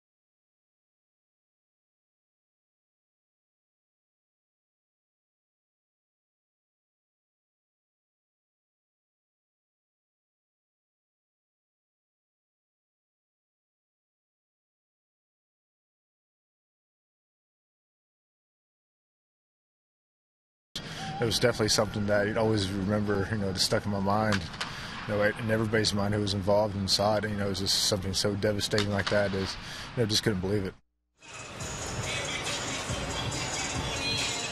Here's we commemorate 10 years removed from 9/11, 2001. Rays and the Red Sox move into the bottom of the 4th, and it'll be the top of the order for the Rays, Desmond Jennings. Jennings singled back in the 1st, and that led to a 3-run inning. 1-0 the count. That's a strike. 85 pitches through the first 3 innings for Lester. We got back to a little more sense of normalcy with a 16-pitch 3rd, but the Rays scored a run on the Damon triple and the double by Rodriguez. Now it's 2 balls and a strike to count to Desmond Jennings. 2-2 is out in front of the changeup.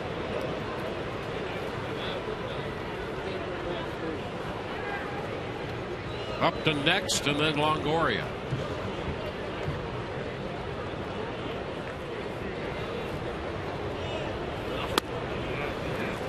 Full count. The Rays ran a number of 3-ball counts in the 1st inning when Lester made 43 of the now 90 pitches he's made in this game. Ground ball 3rd. Aviles with a long throw, going to be close as it always is with Jennings, and they just get him. So that is out number 1. Let's get the answer to our AT&T trivia question.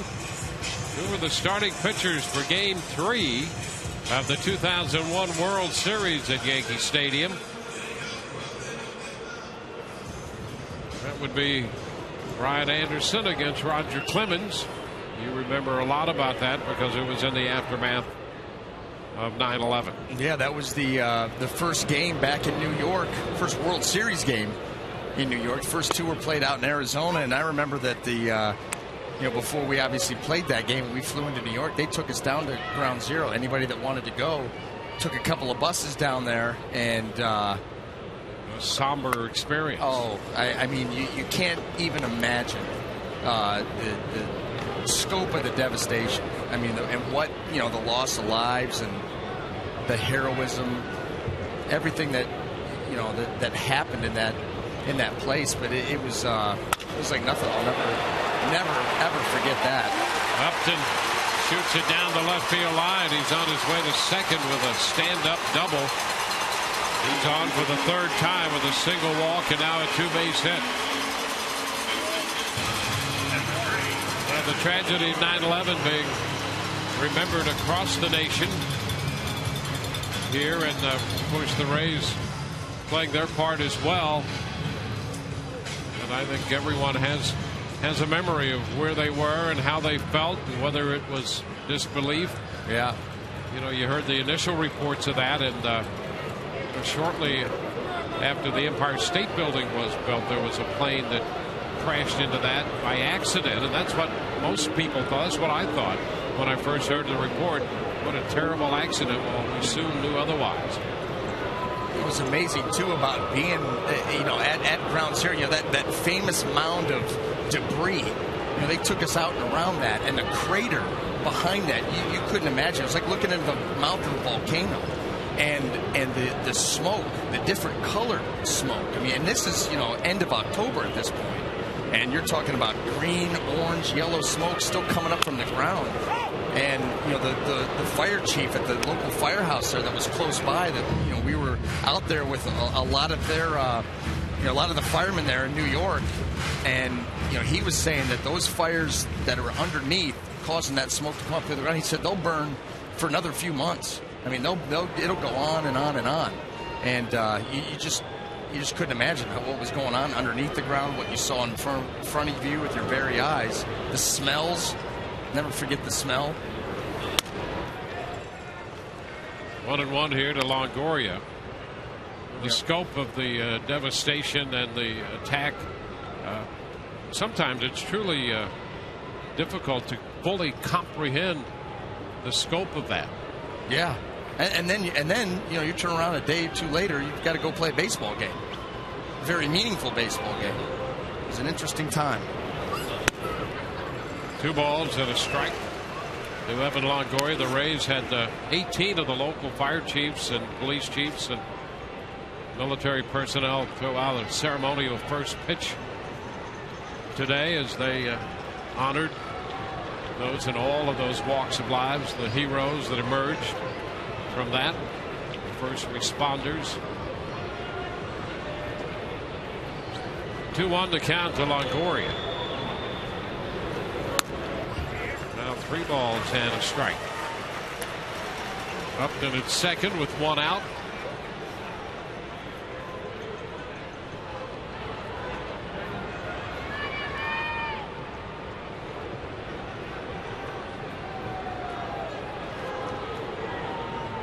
Lester was out there almost 30 minutes in the bottom of the first. And that's strike 2 to take the count full. He went 3-2 to Jennings. Now 3-2 to Longoria in this inning. And one stretch in the first, he gone to a 3-ball count on 4 of 5 consecutive hitters he had faced.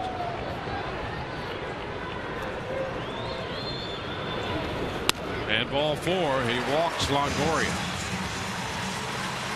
So he reaches 100 pitches, having pitched 3 1/3 innings so far. Again, he made 100 pitches his last time out when he pitched against the Toronto Blue Jays. He shut him out on 3 hits, had 11 strikeouts in 7 innings, and made 100 pitches. Here's Ben Zobrist.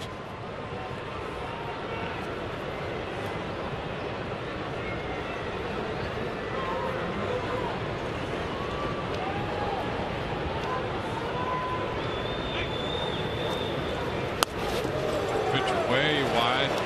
1 ball and no strikes. And boy, I can't ever recall having seen this from John Lester. No, well, he's been in trouble the whole game, too.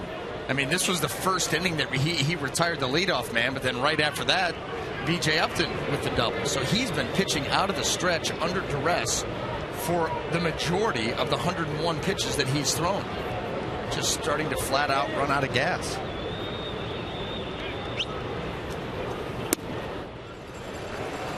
Now 2 balls and no strikes.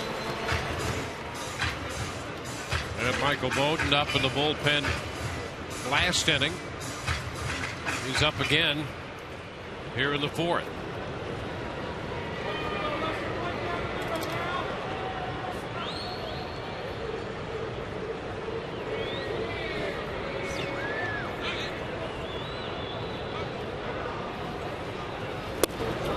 Cut and a miss by Zobrist.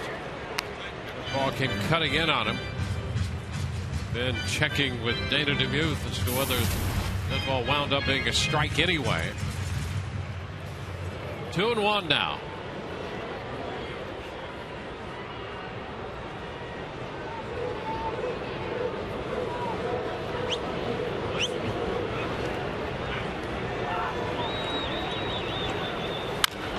Tap foul. So the count is 2-2.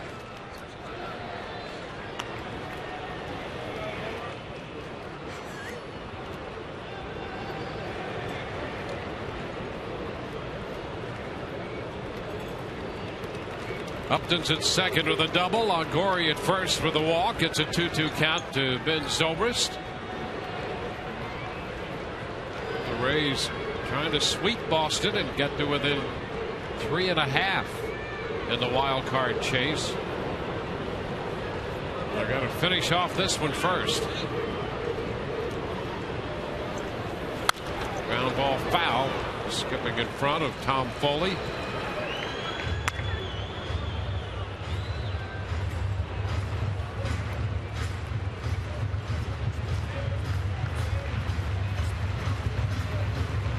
Runs, 8 hits for the Rays. A run, 4 hits for Boston. You see the pitch count there on Lester. 105 pitches.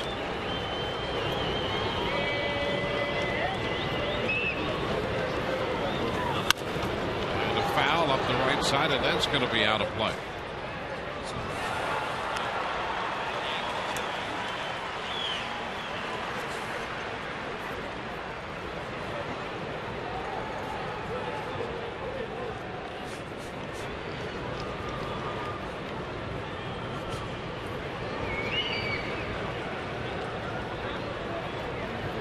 Two the count to Zobrist.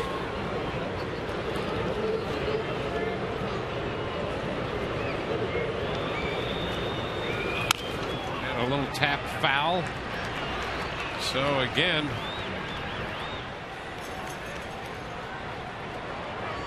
an extended count here. I don't know if I've seen the Rays as a unit foul off so many pitches. I mean, so many 2-strike pitches, one after the other. I mean, John Lester has to be like uncle. Hey, these are the kinds of games that the Yankees play every day.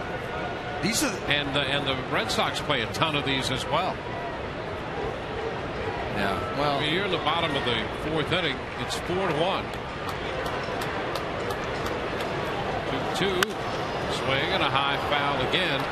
They play it so that you foul all these pitches, and sooner or later somebody hits a home run, and they score 3 or 4 runs, and you go, wow, how about that?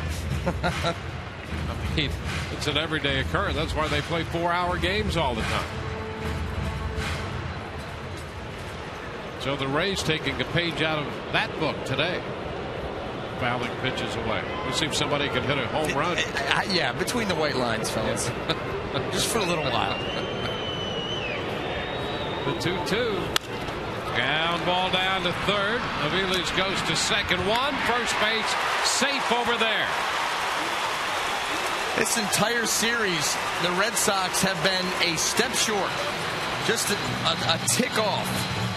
At that ball, here's a one-hopper. One-hopper right to the third baseman. Aviles over the turn. Everybody hustling. You buy yourself another opportunity. That's what a hustle does. It didn't score a run there. It didn't do anything except give you the opportunity to score a run. Now, maybe this guy makes an out. You know, inning's over. But maybe he gets a base hit. What it does, it puts you in a position to win. And good managers and coaches stress that. Yeah. One of the guys I remember from years ago when he coached at the University of Arkansas was Eddie Sutton. Arkansas, the only team out of state in the Southwest Conference. Everybody else was in Texas. And he stressed what he tried to do at the end of the game was put his team in a position to win. Well, that's why Joe Madden wants these guys to take aggressive secondary leads and why they have to go first to third. May not pan out at that moment, right, but you do that often enough, it puts you in a position to win. That really, in a nutshell, is what the Rays have done here over the last 3 or 4 years. They've just done the things to put themselves in a position to win. Line drive caught by Reddick right there to retire the side. We're through 4, and the Rays lead 4-1.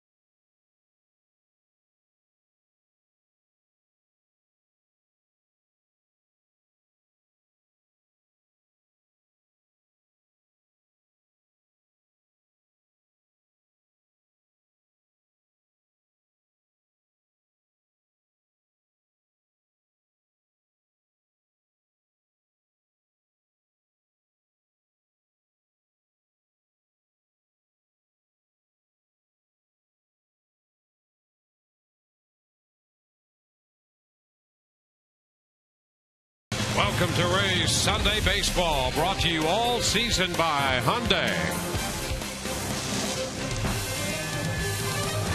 Rays and the Red Sox moving on to the 5th inning. Rays lead 4-1.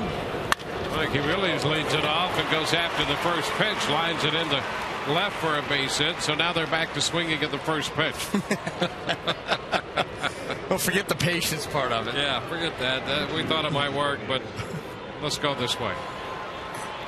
Aviles is 2 for 2, collecting 2 of the 5 Boston hits. We go to the top of the order, Jacoby Ellsbury.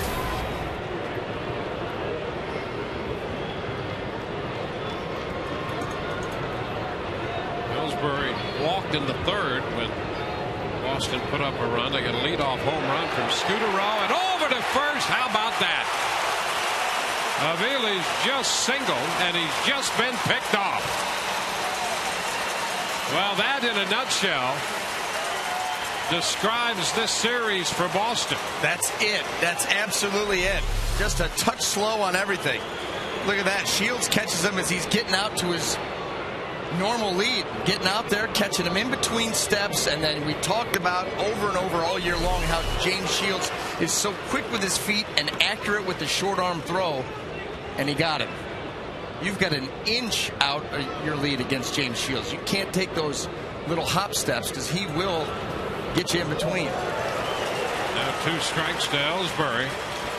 You can see the frustration on the faces of Terry Francona and Dave Magadan over there in the Boston dugout. Leadoff man aboard. Trying to be as stoic as possible, but it's right there. I wouldn't be surprised if Francona was chewing on glass. Ooh, pretty close, and Ellsbury takes it for a ball, 1-2. He might be trying to feed it to a few people. Yeah. Yeah, I mean, you get the leadoff man aboard and you're coming to the top of the order for the 3rd time, still within striking distance, and you get picked off. A ground ball over the bag at second and through into center field, and Ellsbury is aboard.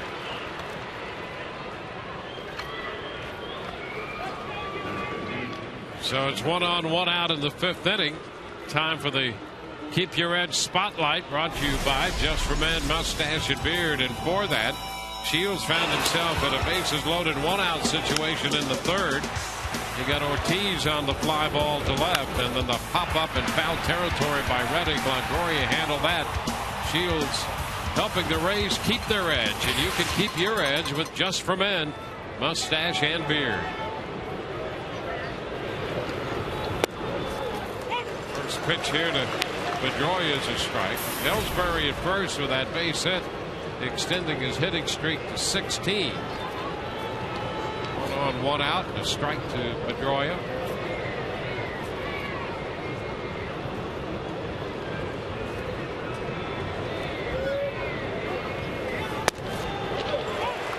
There's a strike. 0-2.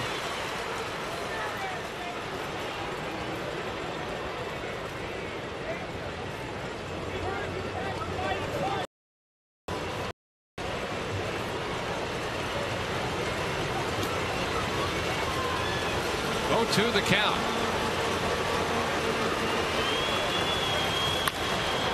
Tapper foul, 3rd base side.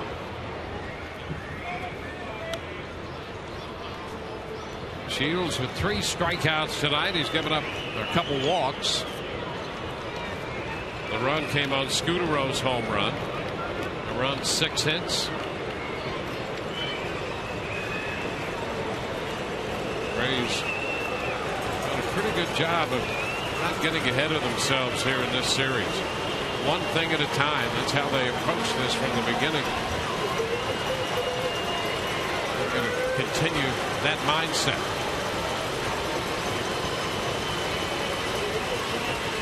Ellsbury off the bag. The fly ball driven back into deep center. Upton on the run. He's got it. BJ, a nice running catch as he hit the track toward that deep part of center field, and Pedroia is out, number 2.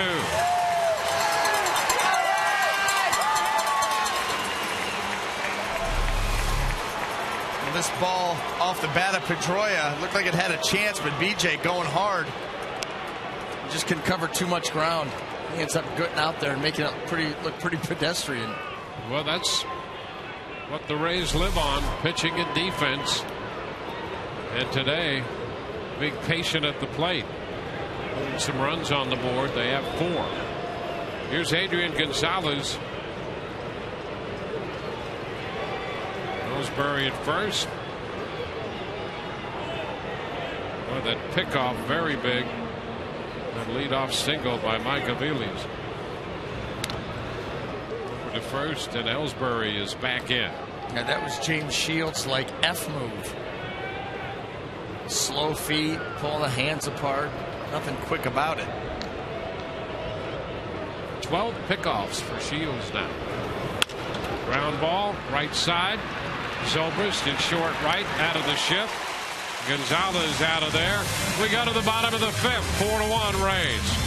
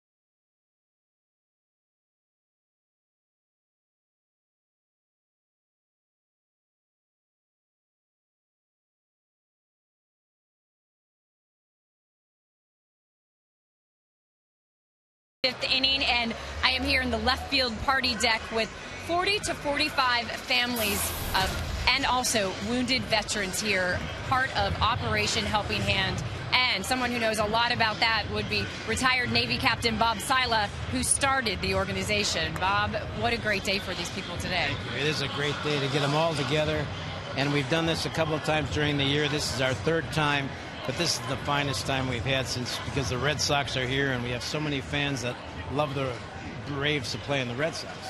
What does Operation Helping Hand do? Well, we found out a long time ago that there were more patients coming into the hospital and the families were coming without any help. And we decided to try to do something to help the families arriving so that they have some places to stay and some money. It's surprising that when they come here, they don't have much at all. So when we found out that, we found a couple sleeping in their cars because they didn't have any money for hotel. So we decided to help them that way. And we will continue to help them as long as we need to. And the fact that you're here on a day like this, which marks such an important day in our country's history, what does this mean to some of these wounded veterans? And the website right now is on the screen. You know, it means a lot to them. I saw a lot of them during the ceremony today, and for them to see what's happening and happened in 9/11, and also the fact that they went in the military, a lot of them because of 9/11. So there's a definite connection there, and a lot of them were wounded and injured, and they come right back here. So we try to help them and their families, and that's what we're doing. Bob, thank you so much for joining My us. pleasure. Thank you. A wonderful cause, and you can donate by going to the website? Yes, our website is www.operationhelpinghandtampa.com. All right, Bob, thank you. Dwayne, Brian, back to you. All right, Angela, thank you. Sean Rodriguez out on a very close play at first base, and just out, as it turns out. That's the first out here of the inning for the Rays with Casey Kochman up here. Want to know the count to Kochman as he faces Michael Bowden. 4 innings for Lester today, 111 pitches. Cut, it's 1-1.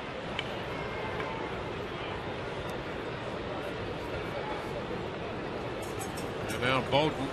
Rays got 4 runs, 8 hits, 3 walks. A wild pitch out of Lester, who struck out 2. This one ricochets. That got a glancing blow of Dana Demuth. Oh, right past Veritek. Down. 2-1.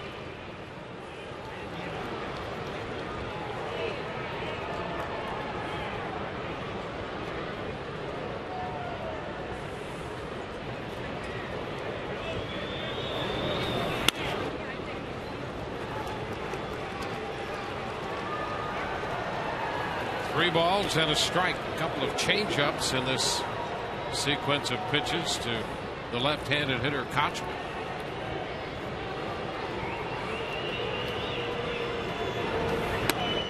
And he walked it. 1-out pass. Kochman heads to first. Well, Rays fans, you can start your weekend off right with Friday Fest, presented by Captain Morgan on Friday, September the 23rd, when the Rays host the Blue Jays. The first 10,000 fans get this DJ Kitty t-shirt presented by the St. Petersburg Times. Visit RaysBaseball.com to get your tickets now. Tell you what, DJ Kitty taking on a life of its own. Gimmicky thing, and now look. Already has his own t-shirt. Modern day marketing. Yeah. Jose Lobaton lines it. That ball is just foul.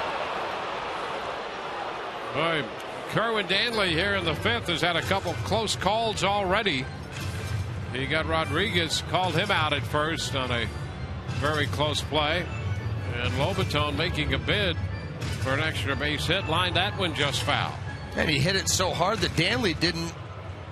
Well, he hardly had enough time to get his head snapped around to see where that ball was going to hit.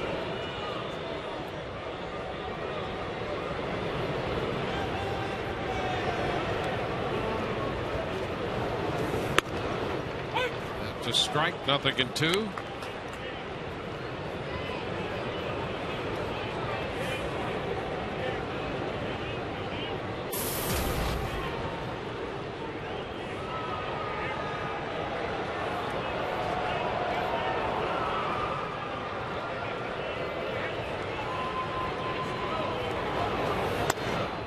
It's away. Trying to change up again. 1 ball and 2 strikes. Bowden 93, 94 with the fastball. There's a slider and throwing a few more changeups than he has in the past.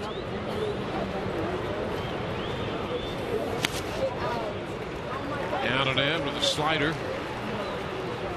2-2.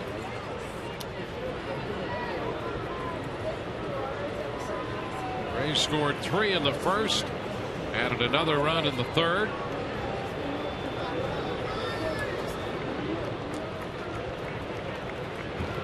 The Rays have seen very little of Bowden.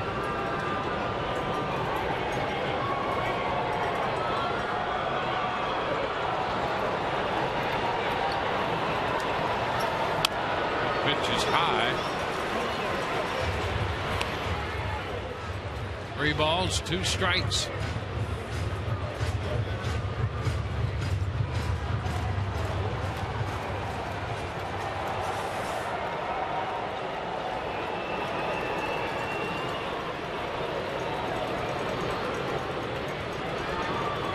Three balls, 2 strikes.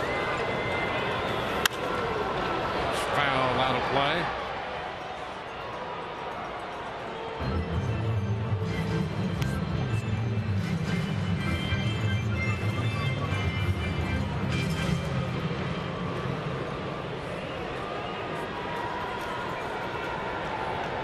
Lobatone right now 1 for 16 and getting a look here in September and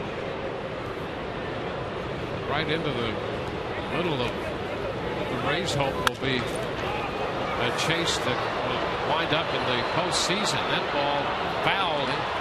He had hit that ball a long way, and if that's fair, that's got a chance to get out over the low wall. That ball had some tremendous carry to the opposite field. Yeah, Lobatone showing some good power. That ball away from him. That definitely had home run distance close enough. You see it's elevated. You let those hitters get the ball, they can spray it that way. Just foul. Plenty deep.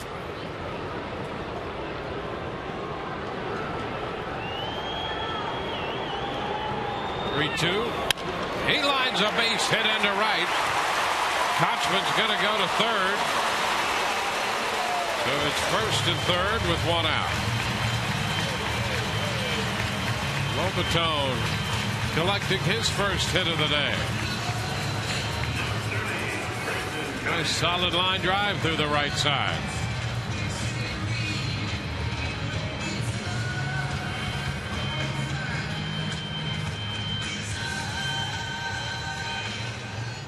Kurt Young, the pitching coach, will go to the mound. Brandon Geyer will be the hitter for the Rays, and there's some stirring in the Boston bullpen again. Bowden just arrived insofar as his insertion into this game.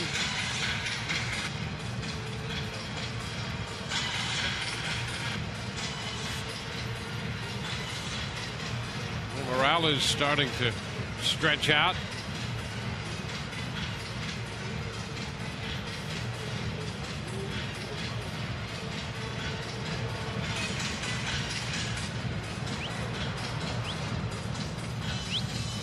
Geyer had a base hit in the second.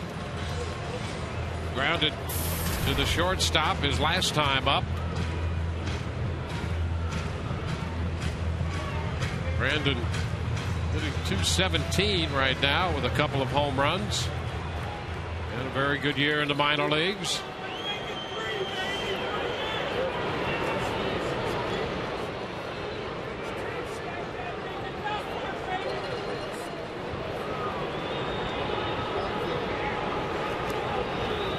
The pitch to Geyer.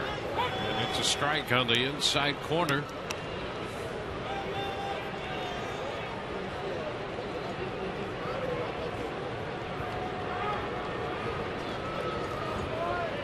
Rays have had base runners in every inning. They've had men in scoring position in each of the front 5. Lobatone back in at first. They've scored in 2 of the innings. 3-run first and 1 run in the third.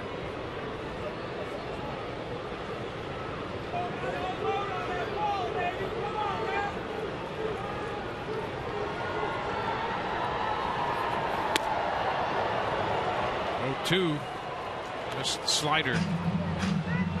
Yeah, that was a good one there by Bowden. Yeah, the Rays' production on the scoreboard has not matched the amount of trouble that they've had Boston in. I mean, every inning, just 4 runs. You look at the pace of this game and everything else, and you say, okay, this game should be like 10-7 instead of 4-1. Little ground ball third. That's foul. Throw comes to the plate, but it's a foul ball on the call by Doug Eddings.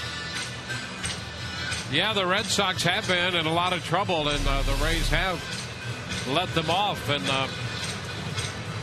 they've cashed in a couple times, but not nearly as much. They really let them off with a warning, haven't they? Yeah, and this is about the time of the game. You're into the bullpen. Another good scoring opportunity here, first and third with 1 out. You got to eventually, just finish him.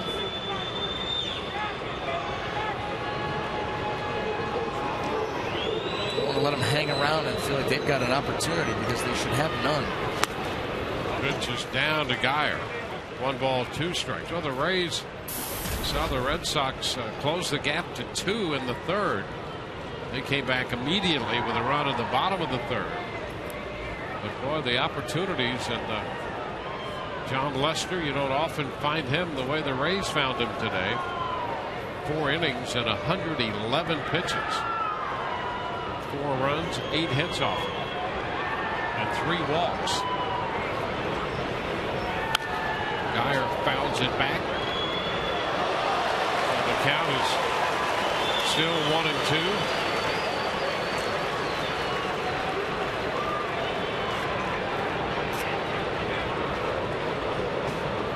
Geyer got the start against the lefty. Now he faces the right-hander.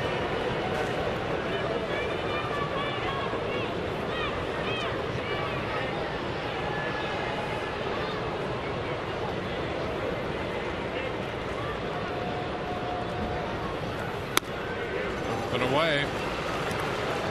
2 balls, 2 strikes.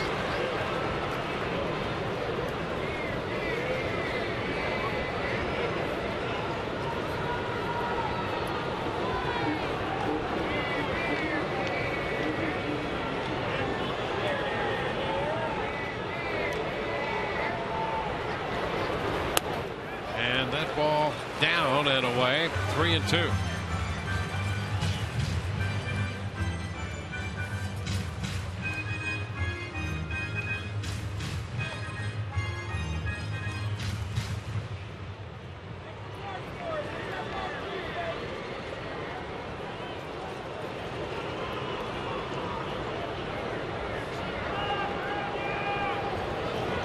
Two now.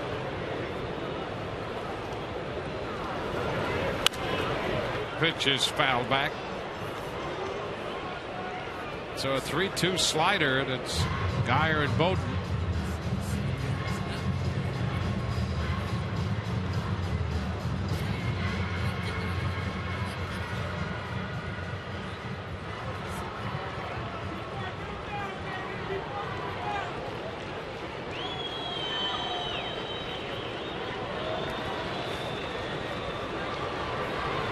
Three balls, 2 strikes, and a foul right back into the screen.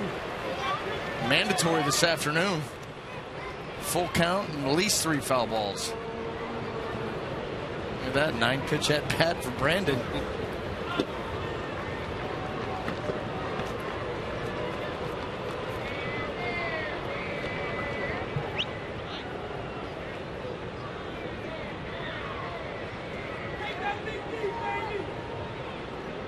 Kochman walked. He's at third. Lobatone's at first. 3-2 and a swing and a miss. Now Geyer strikes out.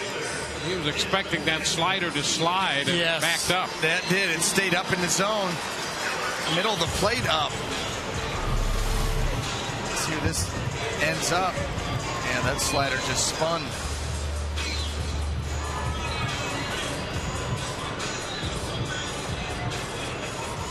That's the second out of the inning. Let's see if Desmond Jennings can get the Rays another run or so. He's 1 for 3. Already has scored a run.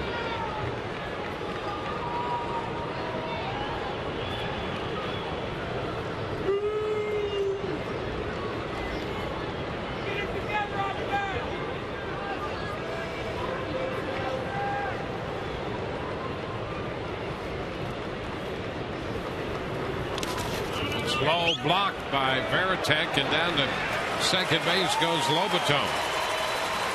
Well, the Rays have 2 men in scoring position on a wild pitch.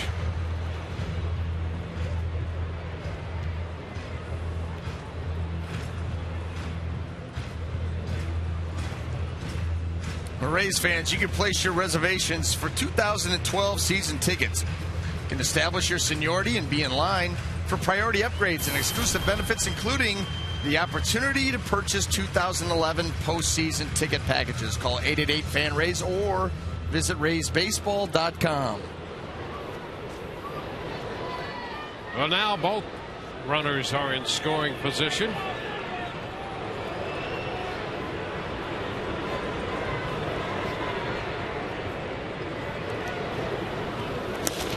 And that's low and away. Slider out there is Veritek sliding out to stay in front of it. And what this game needs right now is a base hit to drive in 2 to move it along a little bit. For everybody. Yeah. This is getting we'll see painful. If Jennings can do it. Well, he can. He's up in the count. That's a good start. And he takes a strike. 2-1. Rays with 4 runs, all off Lester. Bowden's in his first inning of work.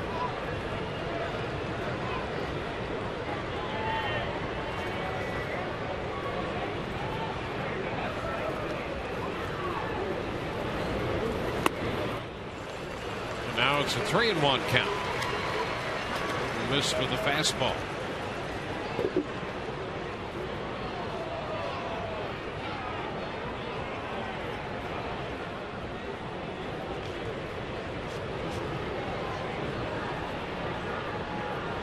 The count to Jennings.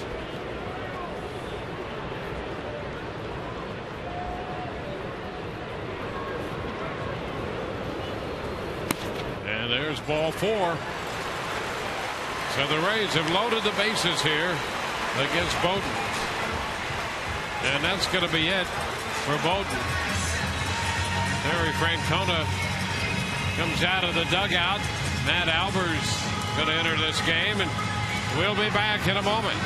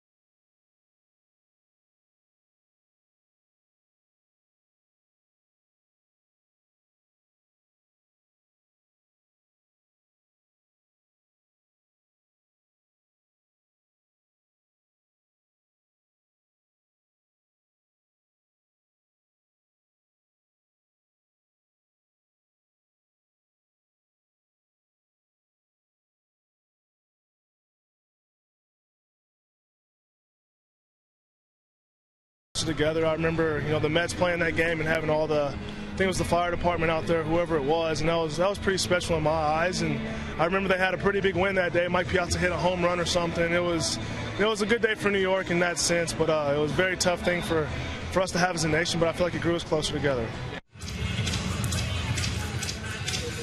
So we spend today remembering and moving forward as the nation has done, 10 years away from the terrorist attack.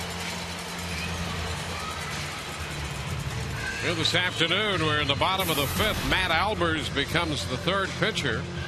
Bowden departs with the bases loaded, pitching 2/3 of an inning and making 30 pitches. Albers on for the 51st time. And B.J. Upton steps in with the bases loaded. Upton a single walk and has doubled.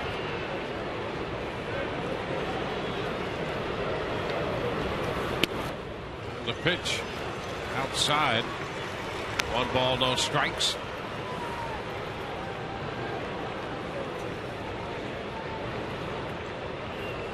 Albers worked Thursday night. Retired the only 2 hitters he faced in that one. That was against Toronto.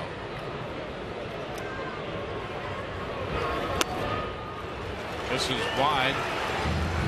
Fastball, and it's 2-0 the count to Upton.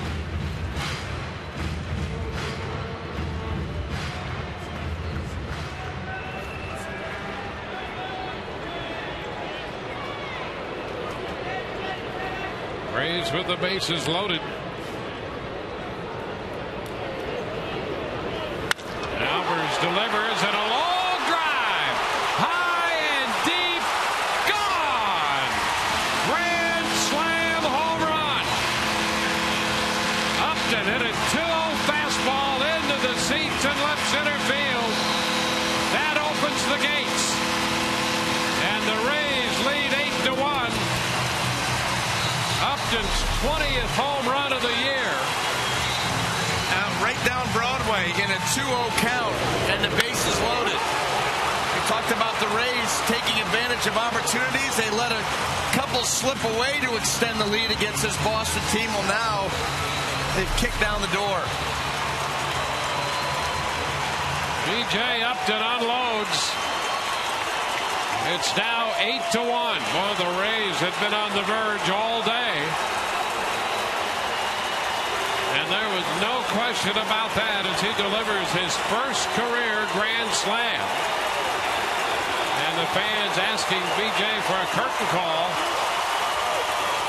Meanwhile, the pitch to Longoria is a strike.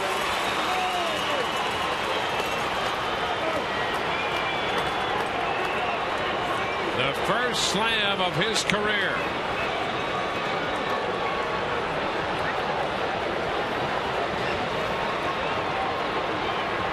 Longoria pops it up back of first, headed toward the stands. Gonzalez over, and that ball is out of play. 2 strikes.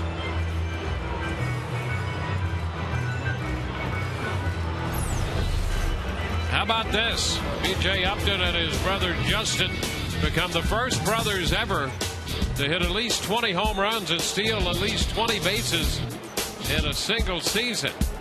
Take a look at their numbers. And Upton did it in grand style with the grand slam. Down to third, picked up by the third baseman Aviles, and the throw to first in time. But not before the Rays score 4 on one swing of the bat from B.J. Upton. And the Rays now lead 8-1.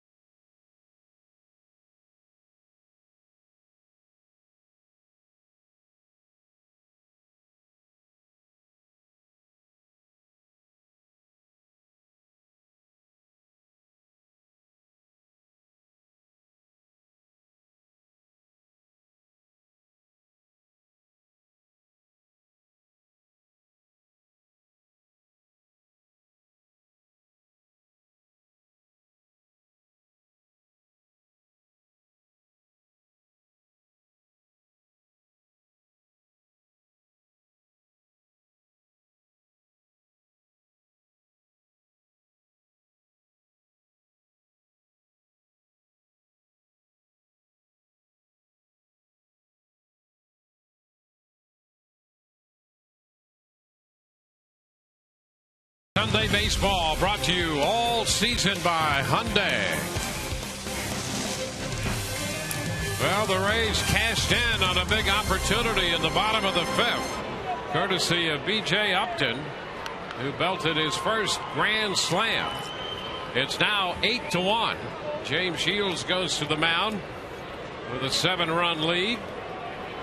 David Ortiz steps in to lead off the sixth. And the pitch inside Ortiz, Reddick, and Crawford. Due up here in the sixth inning.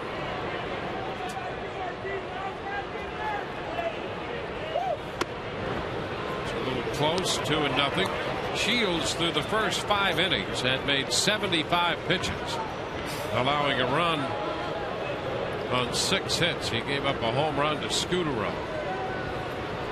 Now he faces Ortiz, takes a big cut and misses, and it's 2-1.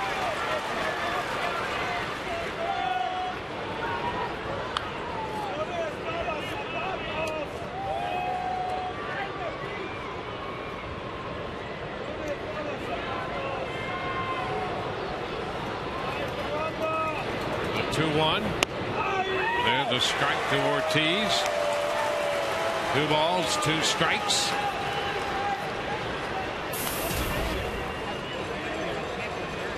Ortiz struck out on a change in the second inning. Out on a fly ball to left in the third. And he goes the other way. Jennings is there and makes the catch. A line drive, and Desmond Jennings takes care of that one away. Let's check in with Laura right now. Guys, it is a Twitter meltdown on Game Connects at foxsportsflorida.com. If you want to join in on the conversation, log on to Game Connects Fox Sports Florida, and we are seeing some Red Sox fans actually tweeting pictures of panic buttons because they are going insane with not so much success from the Red Sox in this game, guys. All right, Laura. Good to know that. Well, you figured. I mean, you figured. This team lost 3 out of 4 up in Toronto and then come down here on the verge of being swept. The Rays can finish this off. And they've certainly put themselves in good position to do that. Yeah, Boston coming into this game, dropping 6 of 7 and 4 in a row.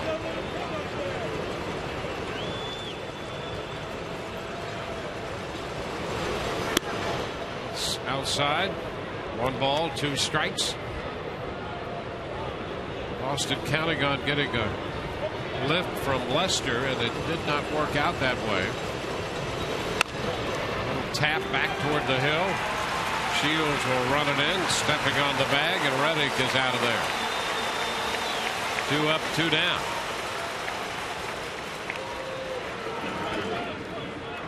So Carl Crawford strolls toward the plate.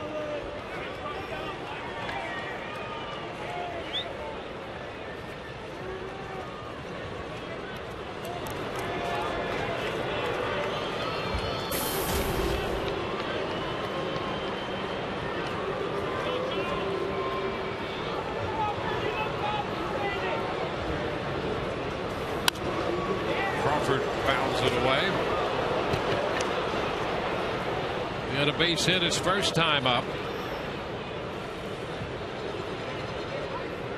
Rays have opened this game a bit. 8-1 now on the grand slam by B.J. Upton. Ben Zobrist's the only other Ray to hit a grand slam this year, and that came against Boston. He hit that one off Andrew Miller in the middle of July.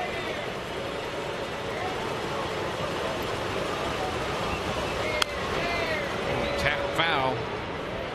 Still a 2-strike count.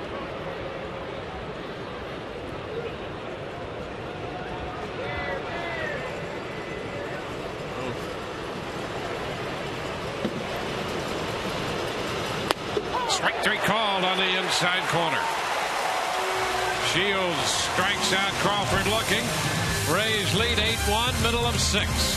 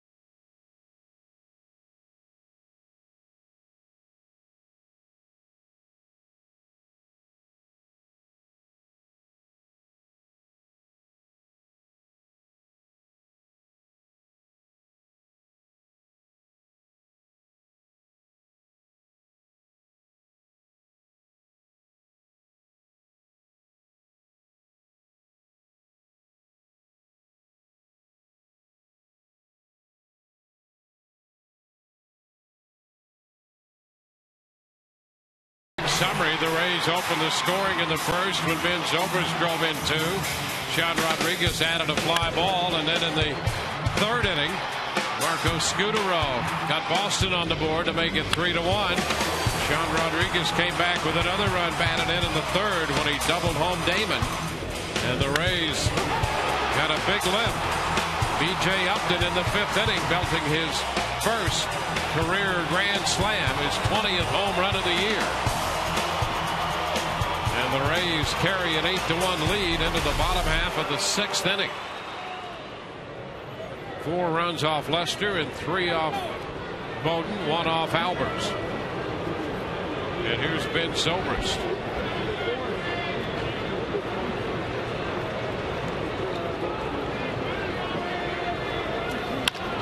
Zobrist chops it to short. Scutaro with a wide throw past Gonzalez. Zobrist heads to second. And just like that, the Rays have another scoring threat. That's an error charged to Scutaro. His 12th error of the year. Yeah, this throw is nowhere near. He comes up nicely out of the glove, nice, and then the throw, not even close. It's the first error of this series by either team. And with it, Zobrist is aboard at second for Johnny Damon.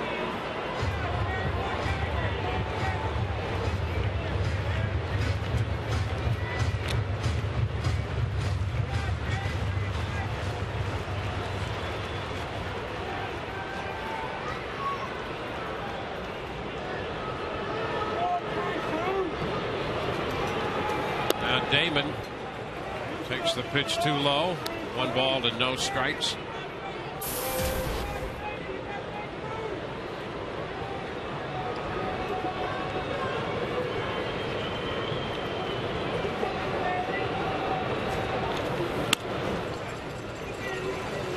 Two balls, no strikes.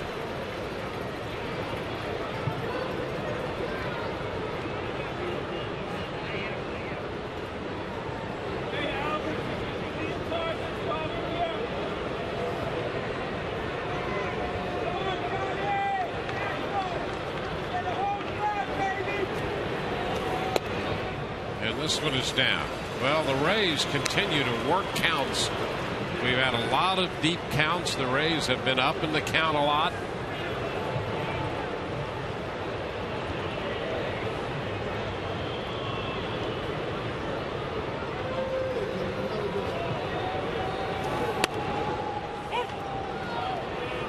Three and one now.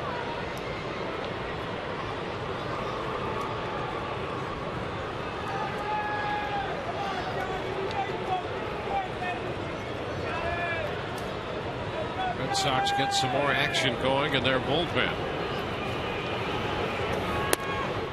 And ball 4 is low.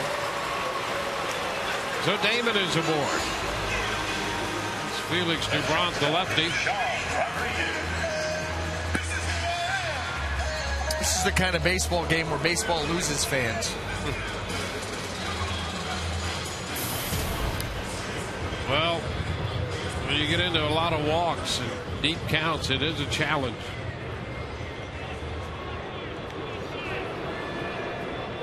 And Sean Rodriguez driven in a couple of runs.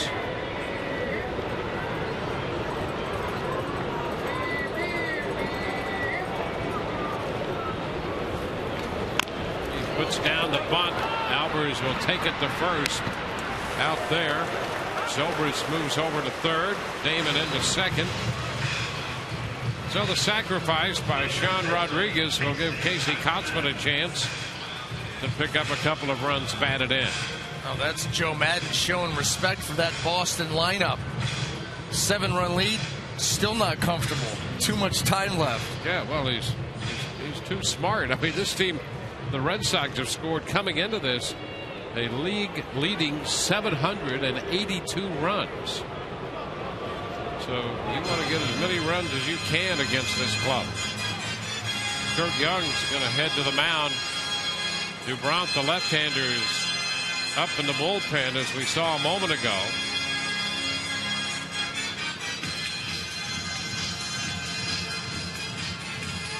Rays scored 3 runs in the first, a run in the third, 4 runs in the fifth.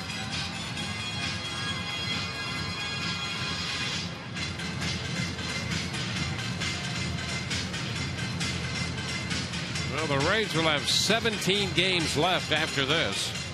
Boston will have 16 games remaining.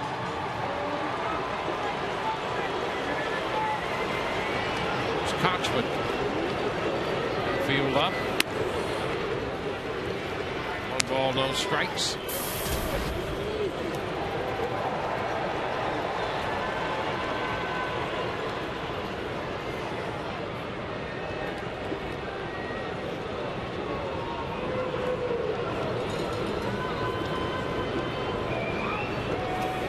And Kochman is hit by the pitch.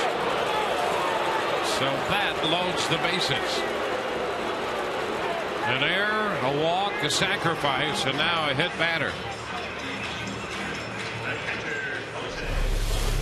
Let's get some good too. Albers. Well, if you didn't know any better, you wondered if that was on purpose. That ball got yanked way in there on the hip.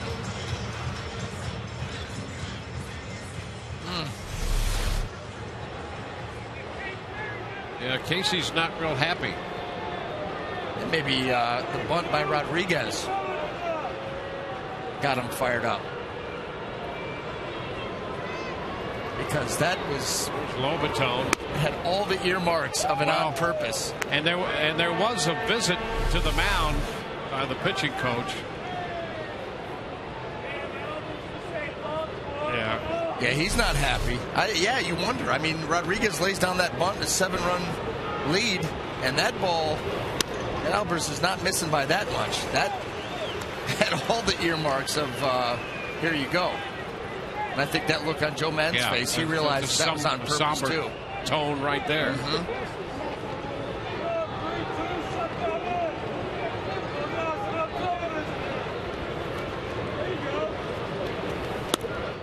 Swing and a miss.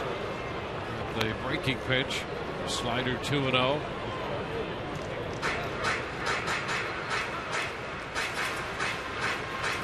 Well, you can't blame a team for trying to score more runs against the Boston Red Sox. You put a couple of guys into scoring position. Foul ball. The count is 2-2. I mean, they lead the league in on-base percentage and slugging percentage and runs scored. So it's hard to imagine they could be upset about how they played, but not another team trying to score a couple runs. That's one of those unwritten rules. Well, I got to be honest with you. If it's flipped around, saying, okay, this guy needs to get drilled. I mean, what are they going to do? Are they going to stop trying to score runs themselves? Absolutely not. But I mean, that's the point they're going to take. You got your ace on the mound, a 7-run lead. You bunt 2 guys over. They're taking umbrage to it. They're also looking to try to get a spark too. This team's. They're in the strike looks ball, like they're. Lobaton is out. The course of this series, dead in the water. Yeah. Just lifeless, and so sure. I think you're almost looking to just create something to get your team going. Absolutely. You can see that. I mean, I think there are times when you got to throw up an end and maybe hit a guy occasionally. Oh, yeah. But not to feign being upset because team's trying to score runs against you and you lead the universe in runs scored. Well, that's the thing, doesn't too. make any sense. You can't give away runs or give away games at this point. So you got a big lead. That's fine. You keep tacking on. Now, maybe if it's the 8th inning, 9th inning, you got a huge lead. 1 strike to count. Well, there's no question there are 2 different perspectives in each dugout. That's right. And Kochman would be very happy if we were able to engage him right now.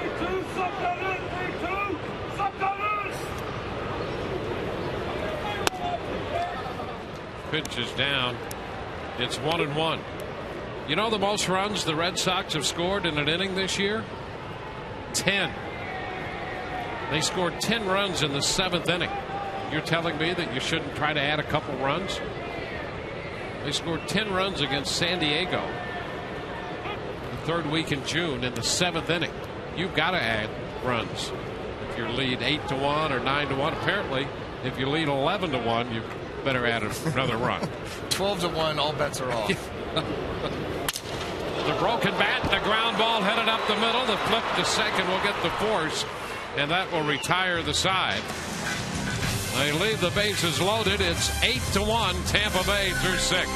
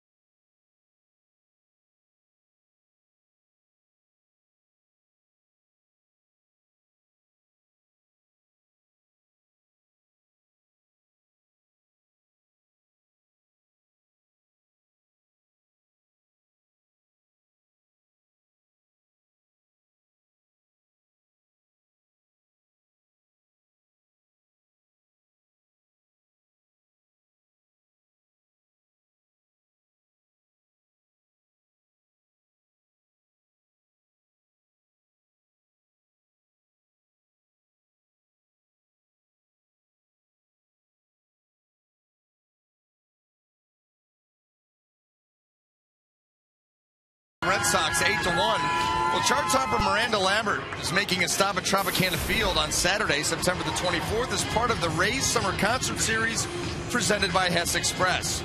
You can see her perform her hits like White Liar, The House That Built Me, and Kerosene. Visit RaysBaseball.com to get your tickets right now. 89 pitches through 6 for James Shields. We go to the 7th inning.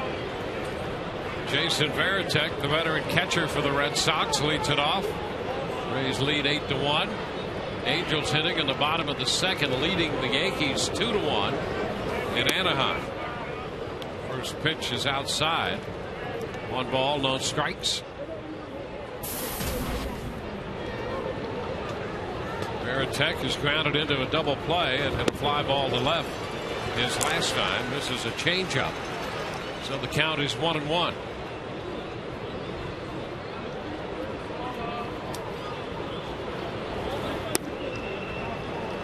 Go. He did not.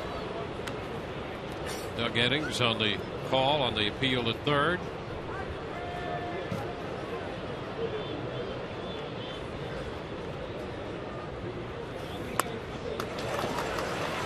Two balls, 2 strikes now.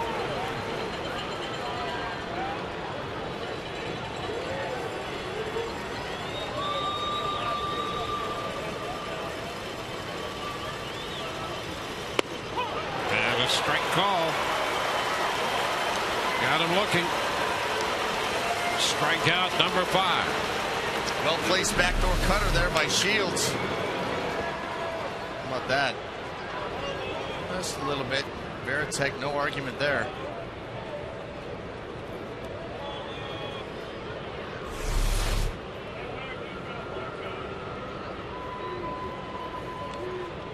Now Scudero. Pitch is a strike. Scudero accounting for the Boston run. He made it a 3-1 game when he homered to lead off the 3rd. Lines it, and it's a base hit toward right center. It's cut off by Upton, and they're going to hold Scudero to a base hit. Geyer at Upton crisscrossing out there, and BJ getting over to cut it off. The Rays continue to blanket the outfield here with Jennings, Upton, and Geyer. So Scudero has a base hit.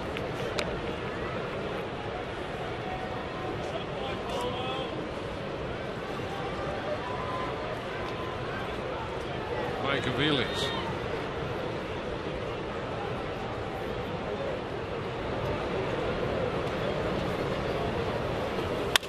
Aviles lines one into left. Jennings is right there and makes the catch. Aviles is the second out. 2 gone with Scudero at first.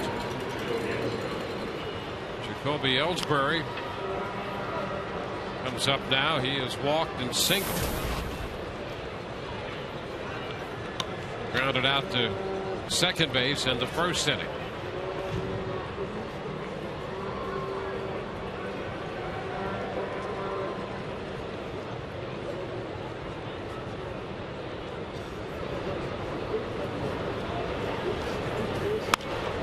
Ball right side. Zobrist there. Kochman back to the bag, and that will take care of the Boston Red Sox here in the 7th inning. No runs, a hit. Man left. 7th inning stretch time. The Rays lead this game. It's an 8-1 contest. And now, God Bless America by Belinda Denby, Hillsborough County Sheriff. God bless America, land that I love. Stand beside her and guide her through the night with the light from above. From the mountains to the prairies, to the oceans wide with foam. God bless America, my home sweet home. God bless America, my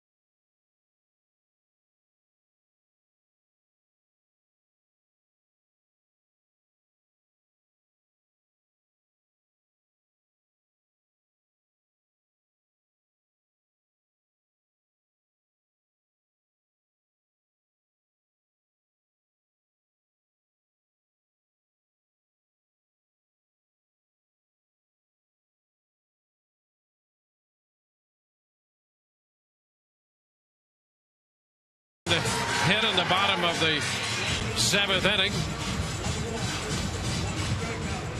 Rays about hit Boston 10-7. They got 4 runs off John Lester, 3 off Michael Bowden. Matt Albers charged with a run. Felix Doubront will be the new pitcher. They bring on a left-hander.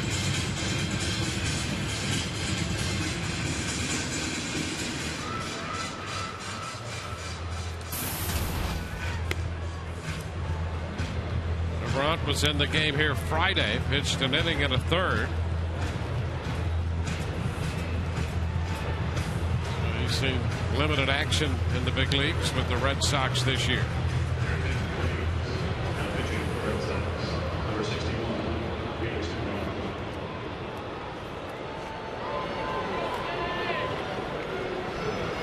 Top of the order, Desmond Jennings.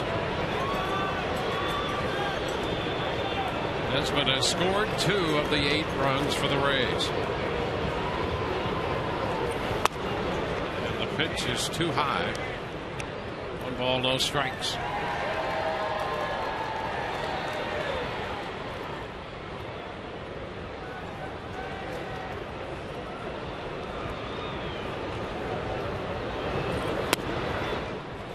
Low, 2-0.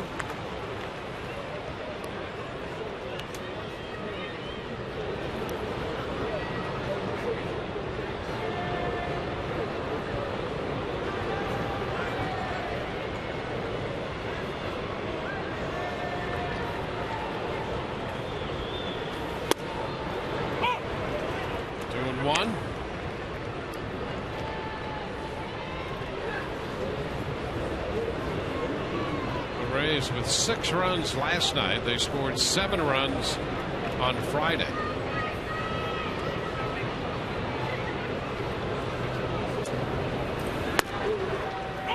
There's a strike. 2-2. Trying to keep that streak going too, where they score 5 or more runs. They've won 20 straight games. Yep, they've been very good, and we talked about that early in the year. It used to be that if you were going to compete in the American League, you had to score 5. Now it's certainly true still in the American League East. Thinking about postseason, you just got to figure out a way to score 5 runs, and when the Rays do that, they've been very successful.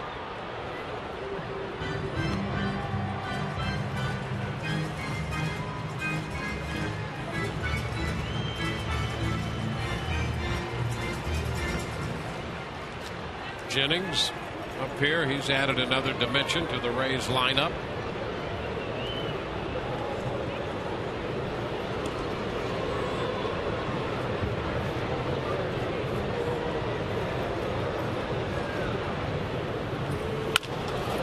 He lifts it towards center. Ellsbury on the move and makes the catch. 1 away in the 7th.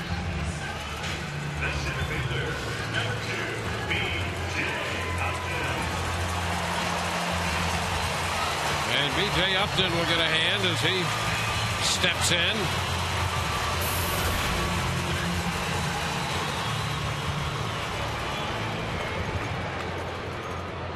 Rays trying to get to within 3.5 of the Red Sox. They have a 7-run lead.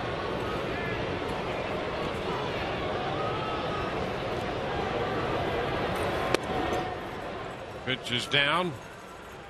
Ball, no strikes. Here's the big blow. Get a fastball. Zeroed in on the fastball at 93. There was no doubt. No doubt. Count in his favor. Bases loaded. Nowhere to put him. Enough of the nonsense.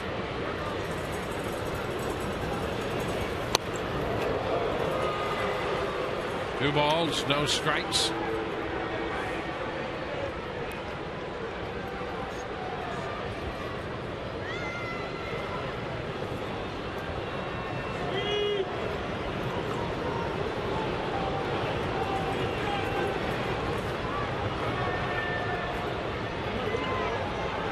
Score 5 runs. They're 54-7 this year.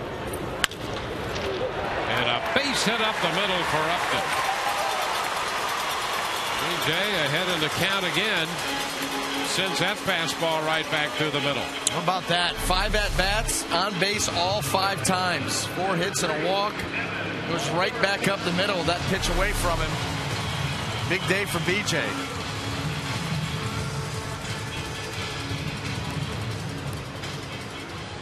That'll be Evan Longoria. Well, the Rays' winning percentage when they score 5 is .885.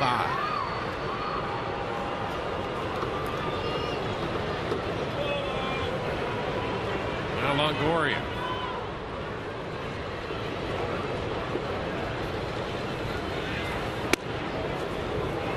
Pitch inside. 1-0.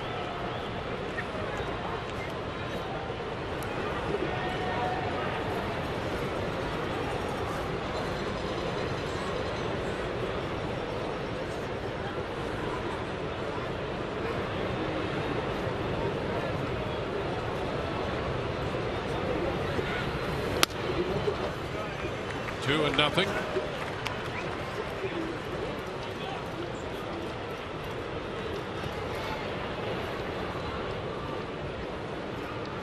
BJ aboard at first.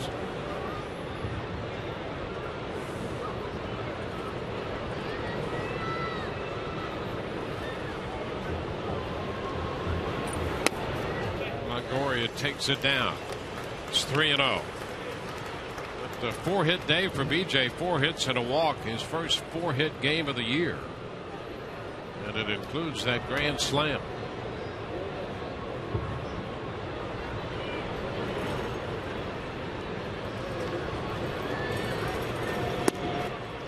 And there's ball 4. That pushes Upton into second. Longoria takes a walk. And Zobrist will bat.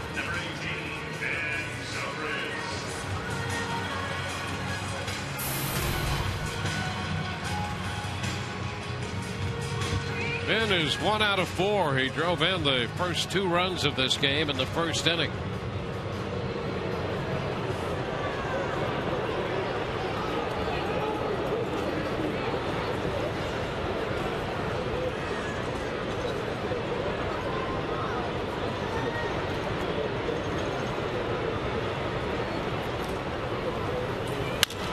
Chopper to short. Scudero to Pedroia. 1. First base. Wide throw. Hits off the railing. Here comes Upton in to score. The Rays get another run. It's now 9-1. So Upton crosses the plate. Another mistake here by Boston defense. 2 hopper. Got your double play, and Pedroia way wide on the throw. That ball hits the railing and stays in play. That's why BJ Upton continue on.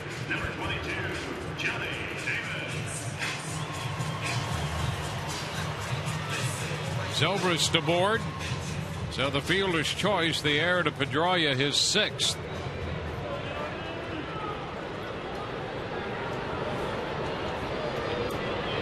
Now Johnny Damon.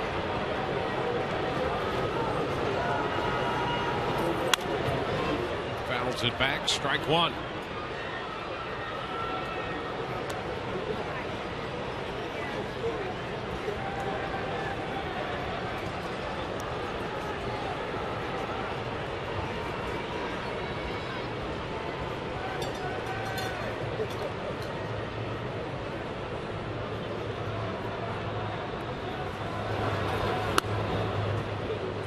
Too high. 1-1.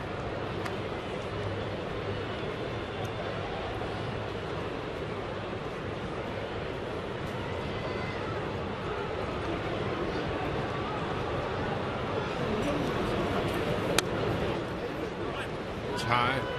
2-1.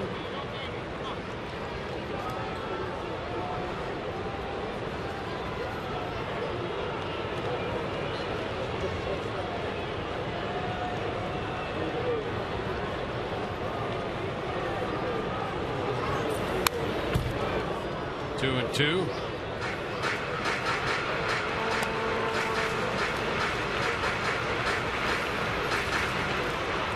Upton has scored. Zobrist is at first with 2 outs.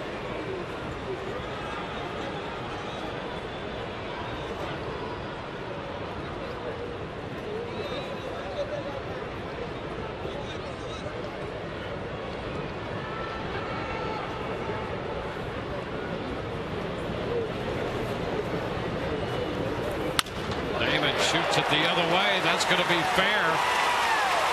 Kept out of the corner by Crawford. Zobrist stops at third on the double by Damon. He has a triple, a walk, and a double. That's his 27th double of the year.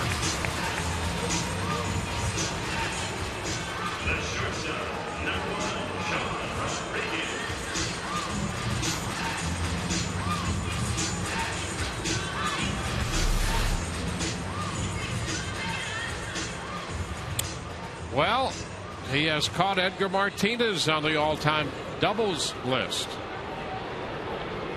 44 now. Ooh, look at that. We got next one. You got Joe Cronin next. Yep. Hall of Famer and former league president. Very important man to catch there, so they have that list updated. Sean Rodriguez takes a pitch down, 1-0.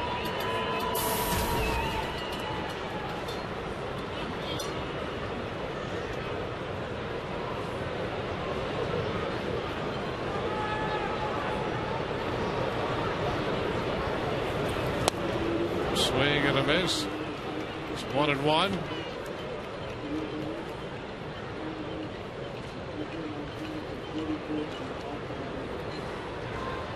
Rays with a dozen hits and 9 runs.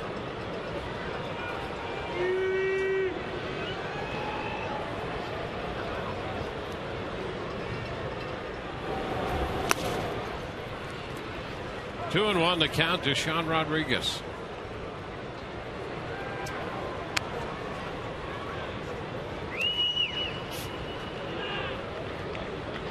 Got like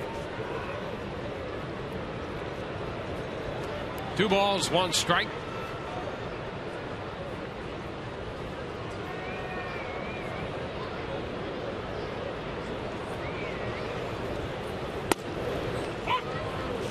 That squares the count at 2-2. The Rays will hit the road following this one. They're headed to Baltimore. They have a big road trip, Baltimore, and they'll wind up in Boston and New York. Red Sox will go home with a foul ball and a broken bat. They'll have a day off tomorrow, and they'll look forward to that. And then Toronto comes in, the Rays will come in, and Baltimore. So their final regular season homestand is against the Blue Jays, the Rays, and the Orioles. And they'll go on the road, play the Yankees in New York, and then finish the regular season on the road in Baltimore. So after this one, they have 16 games left. After this, the Rays 17. Rays go to Baltimore, Boston, and New York on the road trip, and then come home to play Toronto and New York on that final homestand.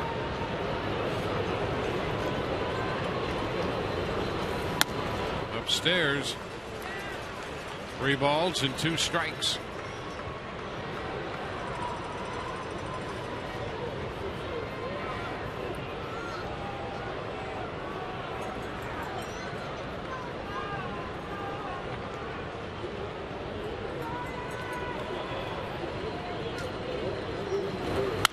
Ground ball down to third, grabbed by Aviles. His throw to first, and time to retire the side. We are through 7. The Rays add a run and lead 9-1.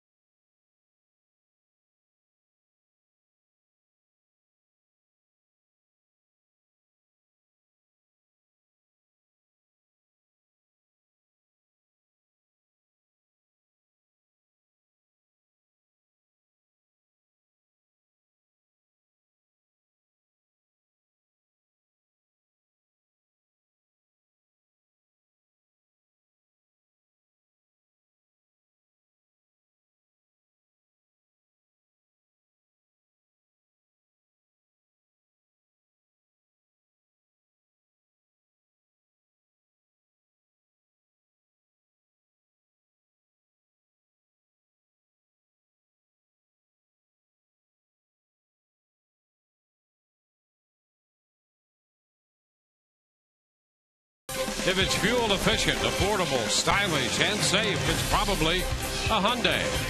By Autoway. Autoway is part of AutoNation, the largest automotive retailer in the country, so we can do big things. And by Subway. Eat fresh.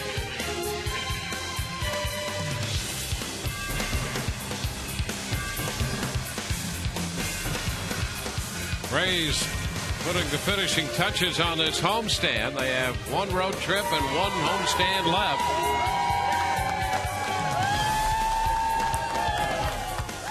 And as we go to the 8th, Dustin Pedroia will be lifted. Nate Spears will pinch hit for him. So Pedroia gone after an 0 for 3 day.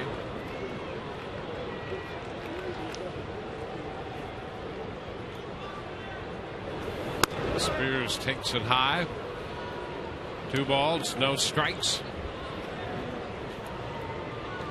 A tough road trip for Pedroia as well, and so he'll get the last couple of innings off here and the day off tomorrow. Ground ball right side. Zobrist makes a quick toss to first to get Spears hustling down the line. 1 away. Let's check in with Andrea. Thanks, Dwayne. Yeah, as reliever Dane De La Rosa and infielder Russ Kanzler are enjoying their call-ups today. There could be more, Joe Maddon says, but not many. It opens the possibility for pitcher Matt Moore, who tore up the minor leagues this year. But also Alex Torres is another possibility. He had a 1-game call-up back in July. Now, how they'll use these guys will be the question. They'll need a starter go after that September 21st doubleheader. But Joe Maddon says he is open to using these guys as relievers, as we know. He did with actually David Price back in 2008. And the way things went last night with all those relievers, they could probably use them down the road. We'll see, guys. Back to you. All right, Angela, thank you very much. A pitch to Connor Jackson inside. So the count is 1-1. So Connor Jackson pinch hitting on the heels of Spears pinch hitting. And a fly ball into center. Upton is there and makes the catch. 2 gone.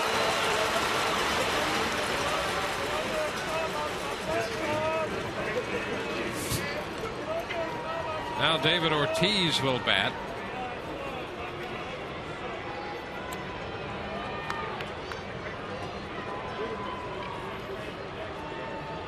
Ortiz, the DH, 0 for 3.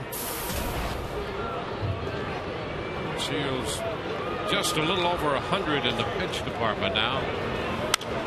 Ortiz takes a big cut, fouling it out of play.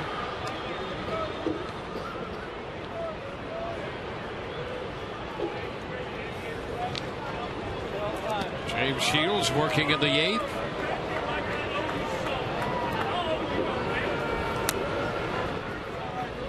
One and one.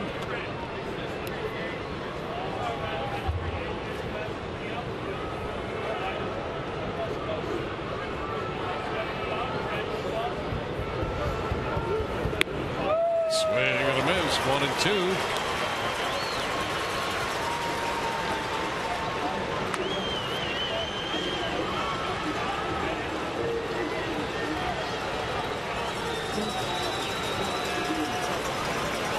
The 1-2 pitch.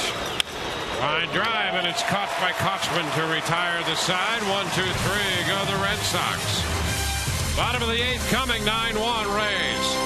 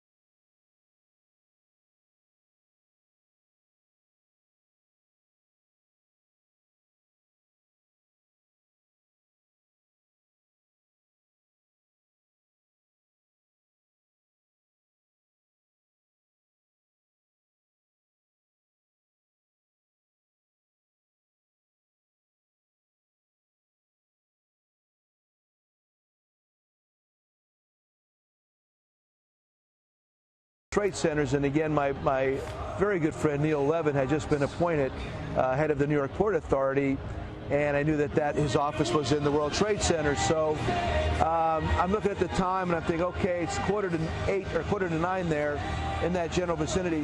Maybe Neil hasn't gotten to work yet because he's one of the bosses. Maybe he's going to be late showing up today, but he did not. He had a breakfast in the restaurant on the top of the building. So I lost a very good friend that day, Neil Levin.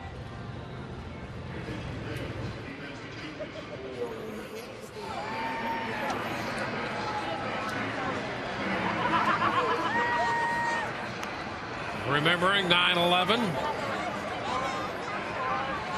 and for those who perished and for the first responders who answered the call, we shall never forget.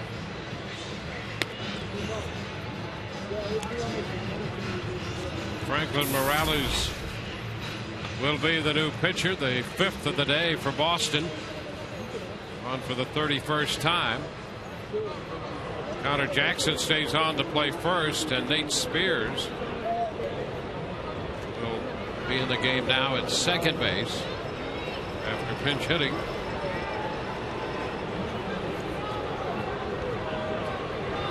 Casey Kochman leads off against the lefty and pops it up left side. And then Scudero, the shortstop, there to make the catch. Darnell McDonald is in the game in left field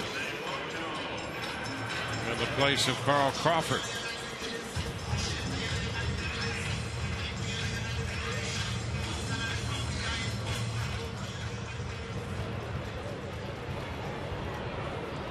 Jose Lobaton.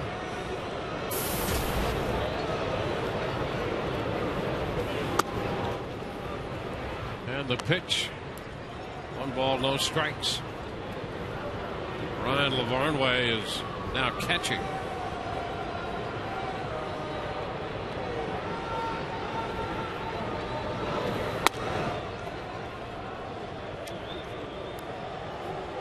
Two and 0 the count.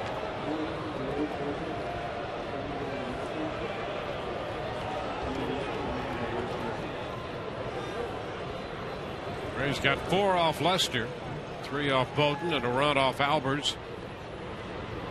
1 scoreless inning, and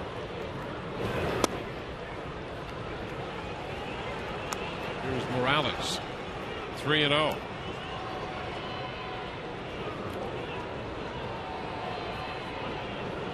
Nine runs for the Rays. DeBront gave up 1 run in 1 inning.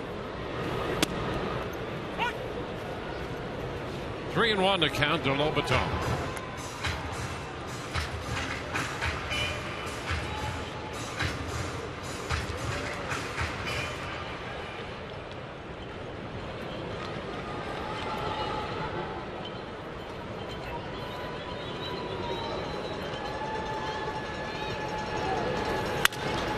Ball headed to short. Picked up by Scudero on the throw to Jackson. And Lobaton is the second out.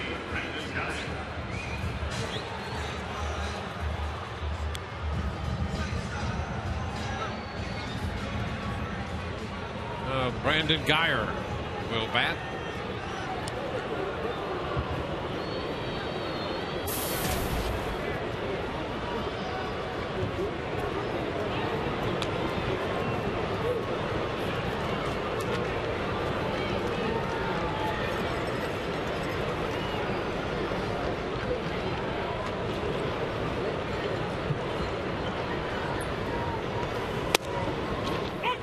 Pitch is a strike to the knees.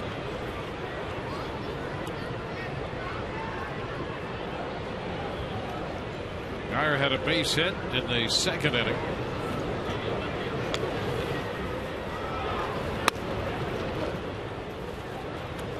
One and one.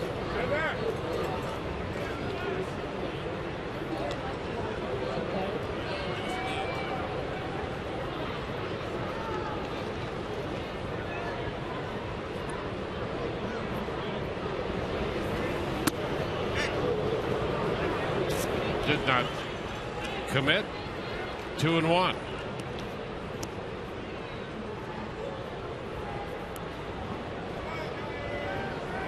Rays will be heading into Baltimore. Jeff Neiman's going to open that series tomorrow night against the left-hander Zach Britton. Fly ball lifted into right. Reddick makes the catch, and the Rays are retired in order for the first time in this game. We go to the ninth, 9-1 Tampa Bay.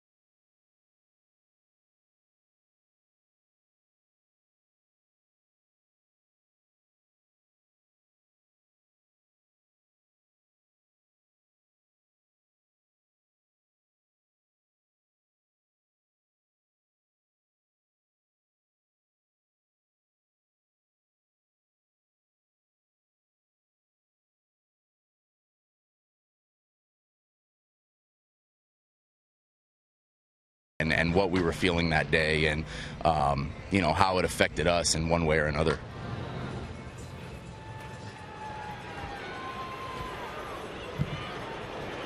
On to the ninth inning with the Rays leading 9-1. James Shields has made 107 pitches to this point, and the pitch is low to Josh Reddick. Shields, after his 12th complete game of the season. Line drive up the right side toward the bullpen.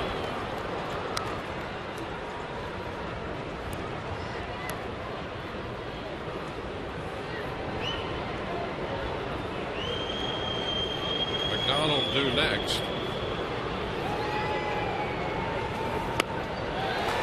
1-2.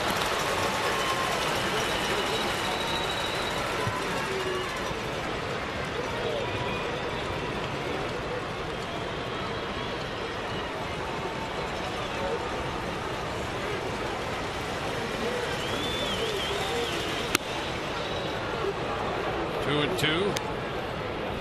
Shields ran into that third inning when he surrendered the run. He made 33 pitches in that inning.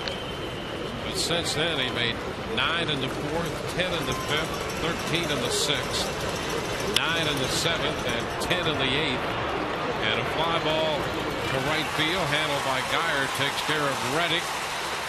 One out here in the ninth. Hey, let's take one last look at our Auto text poll. You text your vote to 789-789. Standard message and data rates always apply. Who's got the best repertoire? American League starter. We've got TB1 Shields, Verlander, Sabathia, Weaver, Lester. It's going to be a tight race between TB1 and TB2. There's a strike by McDonald. You saw Verlander, and he's got 4+ pitches. He can bring it, but Shields right there with him.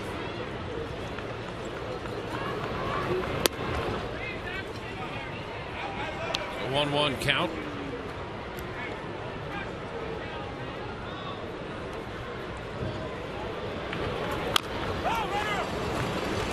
One and two.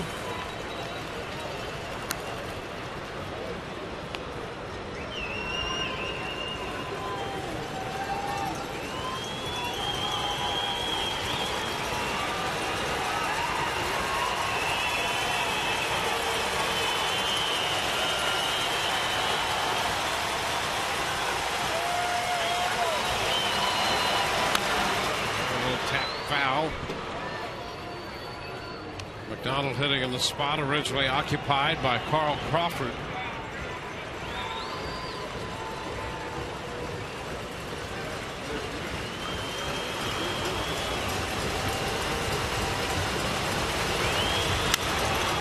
Another tap foul. Holds the count at a ball, 2 strikes. Crawford was 1 for 3 today. 1 hit in each of the 3 games in this series.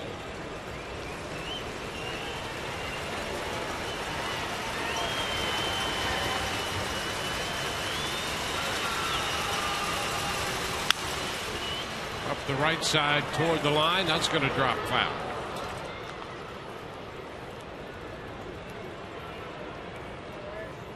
Shields picked up his 11th complete game of the year against the Texas Rangers. That was on the 5th. And he made 124 pitches in that game, gave up a run on 4 hits. He surrendered a run on 7 hits today.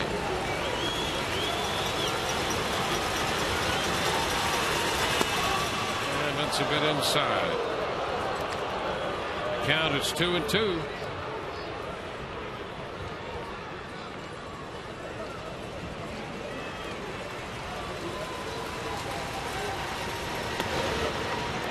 Full count. 3 balls, 2 strikes.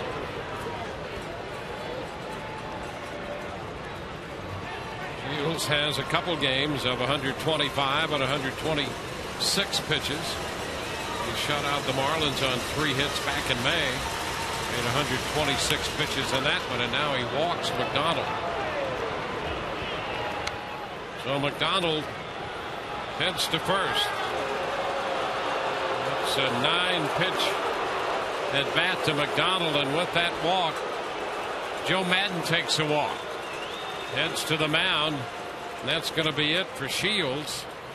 So James Shields will have worked 8 1/3, and he will depart to a great hand here.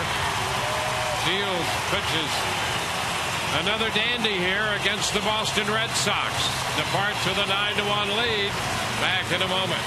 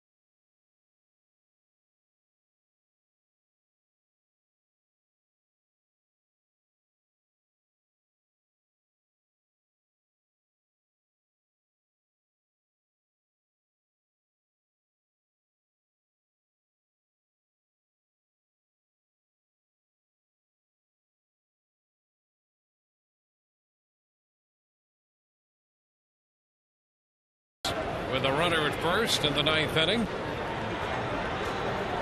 Dane De La Rosa, the new pitcher, and he faces Ryan LaVarnway.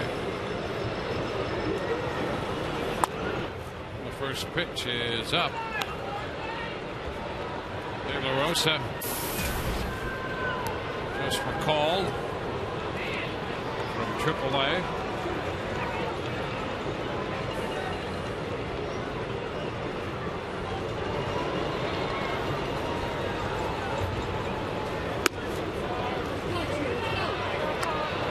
Two balls, no strikes.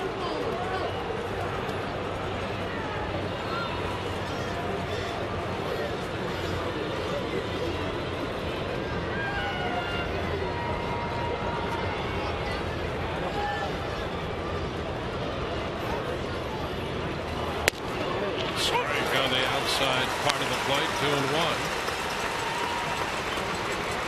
Rosa had 6 saves and was 6-5 at AAA Durham in 52 appearances. 320 earned run average. 28-year-old right-hander. Comes back to strike 2. 2-2.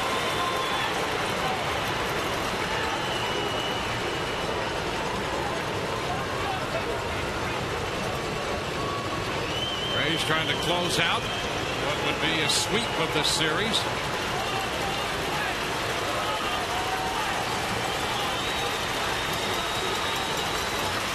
And a swing and a miss. Fastball at 96, powered right by the right-handed hitting LeBarnware. Yeah, just dominating with that heater. Middle of the plate up. How about this? Big swing. 1 out away. Now it's Marco Scutaro.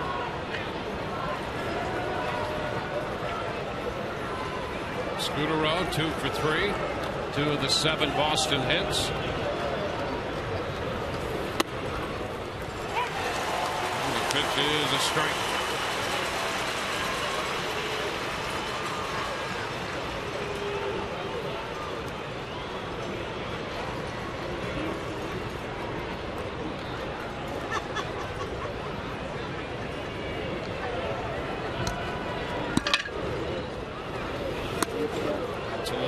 And it's 1-1.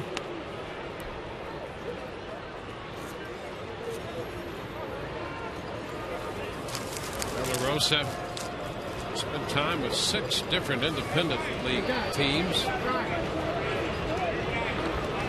On again, off again career, and finally back on track and in the big leagues. He had that one other appearance with the Rays earlier this year. You gotta love the perseverance. You love the game. It's very evident he's got a good arm. Mid-90s fastballs. Those not easy to find. Originally drafted by the New York Yankees. Scutaro lifts the fly ball to right. Geyer's there, and the Rays sweep the Red Sox. Rays finish this one off. It's a 9-1 final. The Rays take all 3 from the Boston Red Sox, and they move to within 3.5 of Boston in the wild card race. 3 in the loss column as James Shields wins his 15th. We'll be back in just a moment.